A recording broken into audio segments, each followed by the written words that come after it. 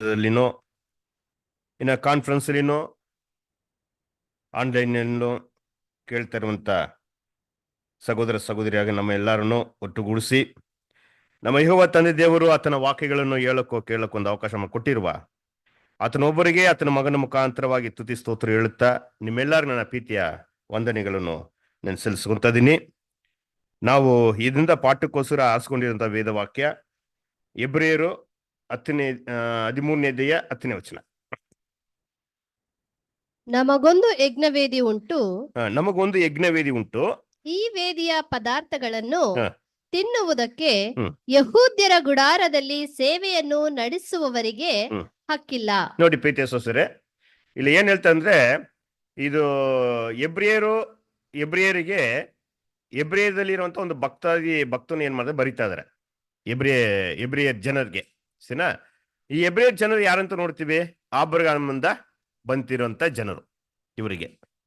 ಸರಿ, ಯಾಕಂದ್ರೆ ಈ ಎಬ್ರಿಯರಿಗೆ ಏನ್ ಮಾಡಿದ್ದಾರೆ ಅಂದ್ರೆ ದೇವರು ಮೋಸೆ ಮುಖಾಂತರವಾಗಿ ಅನೇಕ ಲಾ ಕೊಟ್ರು, ಧರ್ಮಶಾಸ್ತ್ರಗಳನ್ನು ಕೊಟ್ಟಿದ್ರು. ಎಷ್ಟು ಧರ್ಮಶಾಸ್ತ್ರ ಕೊಟ್ಟಿದ್ದಾರೆ? ಆಜ್ಞೆ ಎಷ್ಟು ಕೊಟ್ಟಿದ್ದಾರೆ? ಧರ್ಮಶಾಸ್ತ್ರ ಎಷ್ಟು ಕೊಟ್ಟಿದ್ದಾರೆ? ಪ್ರೀತಿಯ ಸಹೋದರರೇ,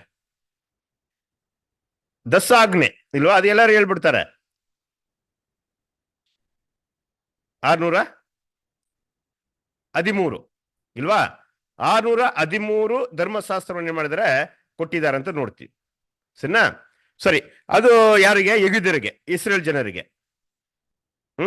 ಸರಿ, ಇದರಲ್ಲಿ ಏನ್ ಹೇಳ್ತಂದ್ರೆ ನೋಡುವಾಗ ಆ ಧರ್ಮಶಾಸ್ತ್ರಗಳಲ್ಲಿನೇ ಏನ್ ಮಾಡ್ತಾರೆ ಅಂದ್ರೆ ದೇವದರ್ಶನ ಗುಡಾರದಲ್ಲಿ ಕೆಲಸ ಮಾಡುವಂತವರು ಯಾರನ್ನೇ ಆಯ್ಕೆ ಮಾಡಬೇಕಂತ ಹೇಳಿದ್ದಾರೆ? ಯಾಜಕರನ್ನೇ. ಇಲ್ಲ, ಯಾಜಕರಾಗಿ. ಹಂಗಂದ್ರೆ ಯಾವ ಗೋತ್ರದಿಂದ? ಲೇವಿ ಗೋತ್ರದಿಂದ ಆಯ್ಕೆ ಮಾಡ್ಬೇಕಂತ ಹೇಳಿದ್ರು. ಅವಾಗ ಲೇವಿ ಗೋತ್ರದಿಂದ ಏನಕ್ಕೆ ಆಯ್ಕೆ ಮಾಡ್ಬೇಕಂತ ಹೇಳಿದ್ರು? ಲೇವಿ 12 ಗೋತ್ರ ಇದಲ್ಲ, ಈ 12 ಗೋತ್ರದಲ್ಲಿ ಲೇವಿ ಗೋತ್ರವನ್ನು ನನ್ನ ಸೇವೆಗೋಸ್ಕರ ಏನ್ ಮಾಡ್ರಿ, ಇವರನ್ನ ಆಯ್ಕೆ ಮಾಡ್ರಿ ಅಂತ ದೇವರು ಏನ್ ಮಾಡ್ತಾರೆ? ಮೋಸೆ ಹತ್ರ ಆ ಒಂದು ನೇಮ ಕೊಡ್ತಾರೆ ಇಲ್ವಾ? ಅವಾಗ ಲೇವಿ ಗೋತ್ರ ಆಯ್ಕೆ ಮಾಡ್ತಾರೆ. ಏನಕ್ಕೋಸ್ಕರ? ಲೇವಿ ಗೋತ್ರವನ್ನು ಏನಕ್ಕೋಸ್ಕರ ದೇವರು ಆ ತನ್ನ ಯಾಜಕ್ಕೆ ಆ ದೇವದರ್ಶನ ಗುಡಾರದಲ್ಲಿ ಆ ಯಜ್ಞ ವೇದಿ ಮೇಲೆ ಮಾಡುವಂತ ಕೆಲಸಗಳು ಎಲ್ಲವನ್ನು ಮಾಡಕ್ಕೆ ಏನ್ ಮಾಡ್ತಾರೆ? ಲೇವಿ ಗೋತ್ರ ದೇವರು ಆರಿಸ್ಕೊಂತ ಇದಾರಲ್ಲ, ಏನಕ್ಕೋಸ್ಕರ ಲೇವಿ ಗೋತ್ರನ ಆರಿಸ್ಕೊಂತ ಇದಾರೆ? ಸರಿ, ಏನ್ ಸರ್ ಏನಕ್ಕಂತ ನೋಡುವಾಗ ಅಲ್ಲಿ ಮೋಸೆ ಬೆಟ್ಟದಿಂದ ಕೆಳಗೆ ಇಳಿದು ಬರುವಾಗ ಈ 10 ಆಜ್ಞೆಗಳು ತಗೊಂಡು ಕೆಳಗೆ ಇಳಿದು ಬರುವಾಗ ಈ ಇಸ್ರೇಲ್ ಪ್ರಜೆಗಳು ಏನ್ ಮಾಡ್ಬಿಟ್ರು? ವಿಗ್ರಹವನ್ನು, ಬಸವನ್ನ ಮಾಡಿ ಏನ್ ಮಾಡ್ತಾ ಇದಾರೆ? ಆರಾಧನೆ ಮಾಡಕ್ಕೆ ಶುರು ಮಾಡ್ಬಿಟ್ರು. ಅವ್ ಮೋಸ ಏನ್ ಮಾಡ್ತಾರೆ? ಅದನ್ನ ಏನ್ ಮಾಡ್ತಾರೆ? ಆ ಬಸವನ್ನು ಏನ್ ಮಾಡ್ಬಿಡ್ತಾರೆ? ಕೊಂದಾಗಲ್ಲ, ಚೂರ್ ಮಾಡ್ಬಿಡ್ತಾರೆ, ಪೋಡಿ ಮಾಡ್ಬಿಡ್ತಾರೆ ಅದನ್ನ. ಸರಿನಾ? ಆ ಪೋಡಿ ಮಾಡಿ ಮಾಡಿದ ಮೇಲೆ ಆ ಮೋಸೆ ಒಂದು ಮಾತು ಹೇಳ್ತಾರೆ. ಅಲ್ಲಿ ಏನ್ ಹೇಳ್ತಾರೆ? ಇಲ್ಲಿ ಯೆಹೋವನ ಪಕ್ಷದಲ್ಲಿ ನಿಲ್ಲುವಂತವರು ಯಾರು ಅಂತ ಮೋಸೆಯಲ್ಲಿ ಕೇಳುವಾಗ ಯಾವ ಗೋತ್ರದವರು ಬಂದ್ರು? ಲೇವಿಯರು ಬಂದ್ರು ಅಲ್ಲಿಗೆ. ಇದನ್ನ ಪಕ್ಕದಲ್ಲಿ ಬಂದು ಲೇವಿಯ ನಿಲ್ತಾರೆ. ಅವಾಗ ಲೇವಿಯರು ನೋಡಿ ಹೇಳ್ತಾರೆ, ಅದು ಮುಂದ್ಗಡೆ ಯಾರು ಅಡ್ಡ ಬೀಳ್ತಾ ಇದ್ದಾರೋ ಅವನ್ನೆಲ್ಲ ಏನ್ ಮಾಡ್ರಿ ನೀವು? ಸಂಬಾರಿಸ್ರಿ ನೀವು ಅಂತ ಹೇಳಿದ ಮೇಲೆ ಎಲ್ಲಾನು ಹೋಗಿ ಏನ್ ಮಾಡ್ತಾರೆ? ಸಂಪಾದನೆ ಮಾಡ್ತಾರೆ. ಎಷ್ಟು ಸಾವಿರ ಜನ ಅಂತ ಲೆಕ್ಕ ಇದೆ ನಮಗೆ. 3000 ಜನರು ಇಲ್ವಾ ಅಲ್ಲಿ ಸಂಹಾರ ಆಗ್ತಾರೆ. ಅವಾಗ ಅವರಲ್ಲಿ ಏನಿತ್ತಂದ್ರೆ ದೇವರ ಮೇಲೆ ಒಂದು ವೈರಾಗ್ಯ ಇತ್ತು. ಯಾರಿಗೆ? ಈ ಲೇವಿ ಗೋತ್ರದವರಿಗೆ. ಸರಿನಾ? ಅದಕ್ಕೆ ದೇವರು ಏನ್ ಮಾಡ್ತಾರೆ? ಆತನ ದೇವಸ್ಥಾನದಲ್ಲಿ ಕೆಲಸ ಮಾಡುವಂತವರನ್ನು ಇಲ್ವಾ ಆ ಯಜ್ಞ ವೇದಿ ಮೇಲೆ ನಡೆಸಿರುವಂತ ಯಜ್ಞಗಳಿದೆ ನೋಡಿ, ಆ ಯಜ್ಞಗಳನ್ನು ಅದನ್ನ ತಿನ್ನೋಕ್ಕೋಸ್ಕರ ಎಲ್ಲದಕ್ಕೆ ಯಾರಿಗೆ ಅಧಿಕಾರವಿತ್ತು? ಆ ಲೇವಿ ಗೋತ್ರಕ್ಕಿತ್ತು. ಚೆನ್ನಾಗಿ ಅರ್ಥ ಮಾಡ್ಕೊಂಡು. ಆದ್ರೆ ಇಲ್ಲಿ ಎಬ್ರಿಯರಿಗೆ ಬರೀತಾ ಇರುವಂತ ವಿಷಯ ಏನಂತ ಇಲ್ಲಿ ಹೊಸ ಒಡಂಬಡಿಕೆಯಲ್ಲಿ ನಮಗೊಂದು ಯಜ್ಞವೇದಿ ಉಂಟು, ಆ ಯಜ್ಞವೇದಿ ಮೇಲೆ ಪದಾರ್ಥಗಳನ್ನು ತಿನ್ನಕ್ಕೆ ಯಾರಿಗಿಲ್ಲ ಅಧಿಕಾರ? ಯೆಹೂದ್ಯರಿಗಿಲ್ಲ. ಹಂಗಂದ್ರೆ ಲೇವಿಯರಿಗಿಲ್ಲ. ಯಾಜಿಕೆ ಸೇವೆ ಮಾಡ್ತಾ ಇದ್ರಲ್ಲ, ಆ ಯಾಜಿಕೆ ಸೇವೆ ಮಾಡ್ತಾ ಇದ್ದವರಿಗೆ ಆ ಒಂದು ಅಧಿಕಾರ ಇಲ್ಲ ಅಂತ ಹೇಳ್ಬಿಟ್ರು ಅಲ್ಲ ಪ್ರಿಯಸರೇ? ಸರಿ, ಅವಾಗ ಈ ಯಜ್ಞವೇದಿ ಬಂದು ಯಾರನ್ನೇ ಸೂಚನೆ ಮಾಡುತ್ತೆ? ಇದನ್ನ ಸ್ವಲ್ಪ ಥಿಂಕ್ ಮಾಡೋಣ ಅಲ್ಲಿ. ಸರಿನಾ?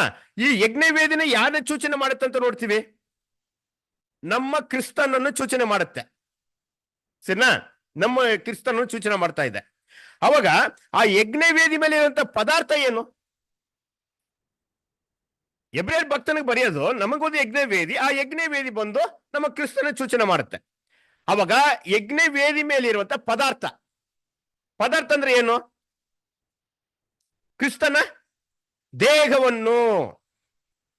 ಯಾಕಂದ್ರೆ ಹಂಗಂದ್ರೆ ಕ್ರಿಸ್ತನ್ನು ಕೊಟ್ಟಿರುವಂತ ಆ ಈಡು ಬಲಿಯನ್ನು, ಆ ಒಂದು ರ್ಯಾನ್ಸಮ್ ಸ್ಯಾಕ್ರಿಫೈಸ್ ಅನ್ನು ಯಾರಿಗೆ ತಿನ್ನಕ್ಕೆ ಅಧಿಕಾರ ಇಲ್ಲಂತೆ. ಹಂಗಂದ್ರೆ ಅದನ್ನ ಅಂಗೀಕಾರ ಮಾಡಿಕೊಳ್ಳಕ್ಕೆ ಏನಿಲ್ಲಂತೆ, ದೇವರು ಅವರಿಗೆ ಕೊಟ್ಟಿಲ್ಲಂತೆ, ಹಕ್ಕು ಇಲ್ಲ. ಹಂಗಂದ್ರೆ ಆ ಯಜ್ಞದ ಒಳಗಡೆ, ಆ ಇಸ್ರೇಲ್ ಜನರ ಒಳಗಡೆ ಏನ್ ಮಾಡಿಲ್ಲ ಅವರು? ನಮ್ಮ ಕ್ರಿಸ್ತನನ್ನು, ದೇವರ ಮಗನಾಗಿರುವಂತ ನಮ್ಮ ಮೇಸಯ್ಯನನ್ನು ಏನ್ ಮಾಡಿಲ್ಲ ಅವರು? ಈತನೇ ಮೇಸಯ್ಯ ಅಂತ ಏನ್ ಮಾಡಿಲ್ಲ ಅವರು? ಅಂಗೀಕಾರ ಮಾಡ್ಕೊಂಡಿಲ್ಲ. ಕಟ ಈತನೇ ಬಂದು ಏನ್ ಮಾಡಿದ್ರೆ, ಆ ಶಿಲುಬೆಲಿ ಸತ್ತಿದ್ದಾರೆ ದೇವರ ಮಗನು ಅಂತ ಇವ್ರು ಏನ್ ಮಾಡ್ಕೊಂತಲ್ಲ, ಸ್ವೀಕಾರ ಮಾಡ್ಕೊಂತಲ್ಲ. ಅವಾಗ ಸ್ವೀಕಾರ ಮಾಡಿಕೊಳ್ಳದ್ರೆ ಇರುವಂತವರಿಗೆ ಕ್ರಿಸ್ತನಾದ ಆ ಒಂದು ಈಡು ಬಳಿಯಲ್ಲಿ ಏನ್ ಮಾಡಕ್ಕಾಗಲ್ಲ, ಅವರಿಗೆ ಪಾಲಾಗಲ್ಲ, ಪಾಲುಗಾರ ಆಗಕ್ಕೆ ಸಾಧ್ಯ ಇಲ್ಲ ಅಂತಬಿಟ್ರು. ಕಟ್ಟಬಿದ್ರೆ ಅವು ಯಾರಿಗೆ ಪಾಲುಗಾರ ಆಗುತ್ತಾರಂದರೆ ಅದ್ರ ಒಳಗಡೆ ಯೋವಾನ್ ಸುವಾರ್ತೆ 1ನೇ ಅಧ್ಯಾಯ 11ರಿಂದ ಇದು ನೋಡಿ, 11ರಿಂದ ನೀವು ಓದ್ಬಿಡಿ. ಯೋವಾನ್ ಸುವಾರ್ತೆ 1ನೇ ಅಧ್ಯಾಯ 11ರಿಂದಾನೆ. ಆದರೂ ಲೋಕವು ಆತನನ್ನು ಅರಿಯಲಿಲ್ಲ, ಲೋಕವು ಆತನನ್ನು ಅರಿಯಲಿಲ್ಲ. ಆತನು ತನ್ನ ಸ್ವಾಸ್ಥ್ಯಕ್ಕೆ ಬಂದನು. ನೋಡಿ, ಲೋಕ ಜನರು ಅವರ ಬಗ್ಗೆ ಗೊತ್ತಿಲ್ಲ. ಅನ್ಯರುಗಳು, ಲೋಕದಲ್ಲಿ ಅಂತ ಅನ್ಯರುಗಳು ಏನ್ ಮಾಡಿಲ್ಲ, ಆತನ ಬಗ್ಗೆ ಗೊತ್ತಿಲ್ಲ ಜನರಿಗೆ. ಆತನ ಮೊದಲನೇ ಬರುವಿಕೆಯಲ್ಲಿ ಬರುವಾಗ ಸಣ್ಣ ಪ್ರೀತಿಯ ಸಹೋದರರೇ. ಆದ್ರೆ ಆಮೇಲೆ ಅವ್ರು ಬಂದಿದ್ದ ಯಾರಲ್ಲಿ ಬಂದು ಸ್ವಂತ ಜನರಲ್ಲಿ ಬಂದ್ರು. ಸರಿನಾ? ಅವಾಗ ಆ ಸ್ವಂತ ಜನರಲ್ಲಿ ಬಂದಿದ್ದರನ್ನು ಆ ಸ್ವಂತ ಜನರು ಏನ್ ಮಾಡಿಲ್ಲ, ಅವ್ರನ್ನ ಅಂಗೀಕಾರ ಮಾಡ್ಕೊಂಡಿಲ್ಲ. ಅವ ಯಾರು ಅಂಗೀಕಾರ ಮಾಡಿಕೊಂಡಿಲ್ವೋ ಅವ ಈ ಯಜ್ಞ ವೇದಿ ಮೇಲೆ ಇರುವಂತ ಪದಾರ್ಥಗಳನ್ನು ತಿನ್ನಕ್ಕೇನಿಲ್ಲ, ಅವ್ರಿಗೆ ಅಧಿಕಾರ ಇಲ್ಲ. ಚೆನ್ನಾಗಿ ಅರ್ಥ ಮಾಡ್ಕೊಳ್ತಿದ್ದೆ ಸರ್. ಯಾರು ನಮ್ಮ ಮೇಸೆಯನನ್ನು ಎದುರು ನೋಡ್ತಾದ್ರೆ ಮೇಸೆಯ ಬರ್ತಾರಂತ, ಅವನ್ನ ಯಾರು ಅಂಗೀಕಾರ ಇವರೇ ಮೇಸೆಯ ಅಂತ ಯಾರು ಅಂಗೀಕಾರ ಮಾಡಿಕೊಂಡಿಲ್ವೋ ಅವ್ರಿಗೆ ಈ ಒಂದು ಯಜ್ಞದ ವೇದಿ ಮೇಲೆ ತಿನ್ನಕ್ಕೆ ಅವ್ರಿಗೆ ಯಾವ ಒಂದು ಹಕ್ಕಿಲ್ಲ. ಅದ ಹೇಳ್ತಾ ಇರೋದು, ಇಬ್ರಿಯ ಭಕ್ತನಿಗೂ ಬರೀತಾ ಇರೋದು. ಸರಿನಾ? ಓದಿಷ್ಟ. ಆದರೆ ಸ್ವಂತ ಜನರು ಆತನನ್ನು ಅಂಗೀಕರಿಸಲಿಲ್ಲ. ನೋಡಿ, ಸ್ವಂತ ಜನರು ಏನ್ ಮಾಡಿಲ್ಲಂತೆ, ಆತನನ್ನು ಅಂಗೀಕಾರ ಮಾಡಲಿಲ್ಲ. ಯಾರು ಆತನನ್ನು ಅಂಗೀಕರಿಸಿದರೋ, ನೋಡಿ, ಯಾರು ಆತನನ್ನು ಅಂಗೀಕರಿಸಿದ್ದಾರೋ ಅಂದರೆ ಆತನ ಹೆಸರಿನಲ್ಲಿ ನಂಬಿಕೆ ಇಟ್ಟರೋ, ನೋಡಿ, ಆತನಲ್ಲಿ ಯಾರು ಅಂಗೀಕಾರ ಮಾಡಿದ್ರೋ, ಆತನಲ್ಲಿ ಯಾರು ನಂಬಿಕೆ ಇಟ್ಟರೋ ಅವರಿಗೆ ದೇವರ ಮಕ್ಕಳಾಗುವ ಅಧಿಕಾರ ಕೊಟ್ಟನು. ಅವರಿಗೆ ದೇವರು ಮಕ್ಕಳಾಗುವಂತ ಅಧಿಕಾರ ಕೊಟ್ಟಂತೆ. ಅವಾಗ ಇದರಲ್ಲಿ ಯಾರು ಬರ್ತಾರೆ? ಯಾರು ಆತನ ಹೆಸರಲ್ಲಿ ನಂಬಿಕೆ ಇಟ್ಟರೋ ಅವರು ದೇವರು ಮಕ್ಕಳ ಆಗುವಂತ ಅಧಿಕಾರವನ್ನು ಕೊಟ್ಟರು ಅಂತ ಹೇಳಲ್ಪಟ್ಟಿದಲ್ಲ. ಅಪ್ಪ ಅವ್ರ ಮೇಲೆ ಯಾರು ಅಂಗೀಕಾರ ಮಾಡಿದ್ದು? ಇಸ್ರೇಲ್ ಜನರು ಮಾಡಿಲ್ವಾ? ಅದಕ್ಕೆ ನಮ್ಮ ಕರ್ತನ ಹೇಳ್ತಾರೆ, ಫಸ್ಟ್ ಏನ್ ಮಾಡ್ರಪ್ಪ, ಫಸ್ಟ್ ಎಲ್ಲಿ ಹೋಗಿ ಸುವಾರ್ತೆ ಸಾರ್ರಿ? ಯೆರೂಸಲೇಮಲ್ಲಿ, ಆಮೇಲೆ ಯೂದಾಯದಲ್ಲಿ, ಆಮೇಲೆ ಸಮಾರ್ಯದಲ್ಲಿ, ಆಮೇಲೆ ಭೂಮಿ ಕಟ್ಟ ಕಡೆವರೆಗೂ ಏನ್ ಮಾಡ್ರಿ ನೀವು? ಸುವಾರ್ತೆನೆ ಸಾರ್ರಿ ಅಂತ ಕೈಯಲ್ಲಿ ಕಳ್ಸಿದ್ರಲ್ವಾ? ಅವಾಗ ಫಸ್ಟ್ ಕರಿವಿಕೆ ಇದ್ದಿದ್ದು ಯಾರಿಗೆ? ಇಸ್ರೇಲರಿಗೆ. ಇಸ್ರೇಲ್ ಜನರಿಗೆ, ಹೇಗಿದ್ದರಿಗೇನೆ ದೇವರು ಫಸ್ಟ್ ಒಂದು ಕರಿವಿಕೆ ಕೊಟ್ಟಿದ್ದು. ಯಾಕಂದ್ರೆ ನಮ್ಮ ಕ್ರಿಸ್ತನ ಬಂದಿದ್ದು ಇಸ್ರೇಲ್ ಜನರ ಮಧ್ಯದಲ್ಲೇ ಬಂದಿದ್ದು. ಸರಿ, ಇಸ್ರೇಲ್ ಜನರ ಮಧ್ಯದಲ್ಲಿ ಬಂದು ಅವರು ಹೀಲಿಂಗ್ಸ್ ಮಾಡಿದ್ರಲ್ಲ, ಒಳ್ಳೇದೆಲ್ಲ ನಡೆಸಿದ್ರಲ್ಲ, ಅರ್ಪದ ಕಾರ್ಯಗಳೆಲ್ಲ ಮಾಡಿದ್ರಲ್ಲ, ಚುಚ್ಚಿ ಕಾರ್ಯಗಳು ಮಾಡಿದ್ರಲ್ಲ. ಸರಿನಾ? ಒಳ್ಳೇದಾಗಿ ಅವ್ರಿಗೆ ಮಾಡ್ಕೊಂಡು ಸುತ್ತಾಡ್ತಾ ಇರ್ತಾರಲ್ಲ ಇಸ್ರೇಲ್ ಜನರ ಮಧ್ಯದಲ್ಲಿ. ಸರಿ, ಯೆಗೂದ್ಯರಲ್ಲಿ ಬಂದು ಎಷ್ಟು ಸಾವಿರ ಜನಕ್ಕೆ, ಸಾರಿ ಅನ್ಯ ಜಾತಿಗಳಿಗೆ, ಅನ್ಯ ಜಾತಿಗಳು ಅವರು ಇದ್ರು. ಕರ್ತನು ಈ ಭೂಮಿಯಲ್ಲಿ ಇರುವಾಗ ಅನ್ಯ ಜಾತಿಗಳು ಇದ್ರು, ಯೆಗೂದ್ಯರು ಇದ್ರು ಇಲ್ವಾ?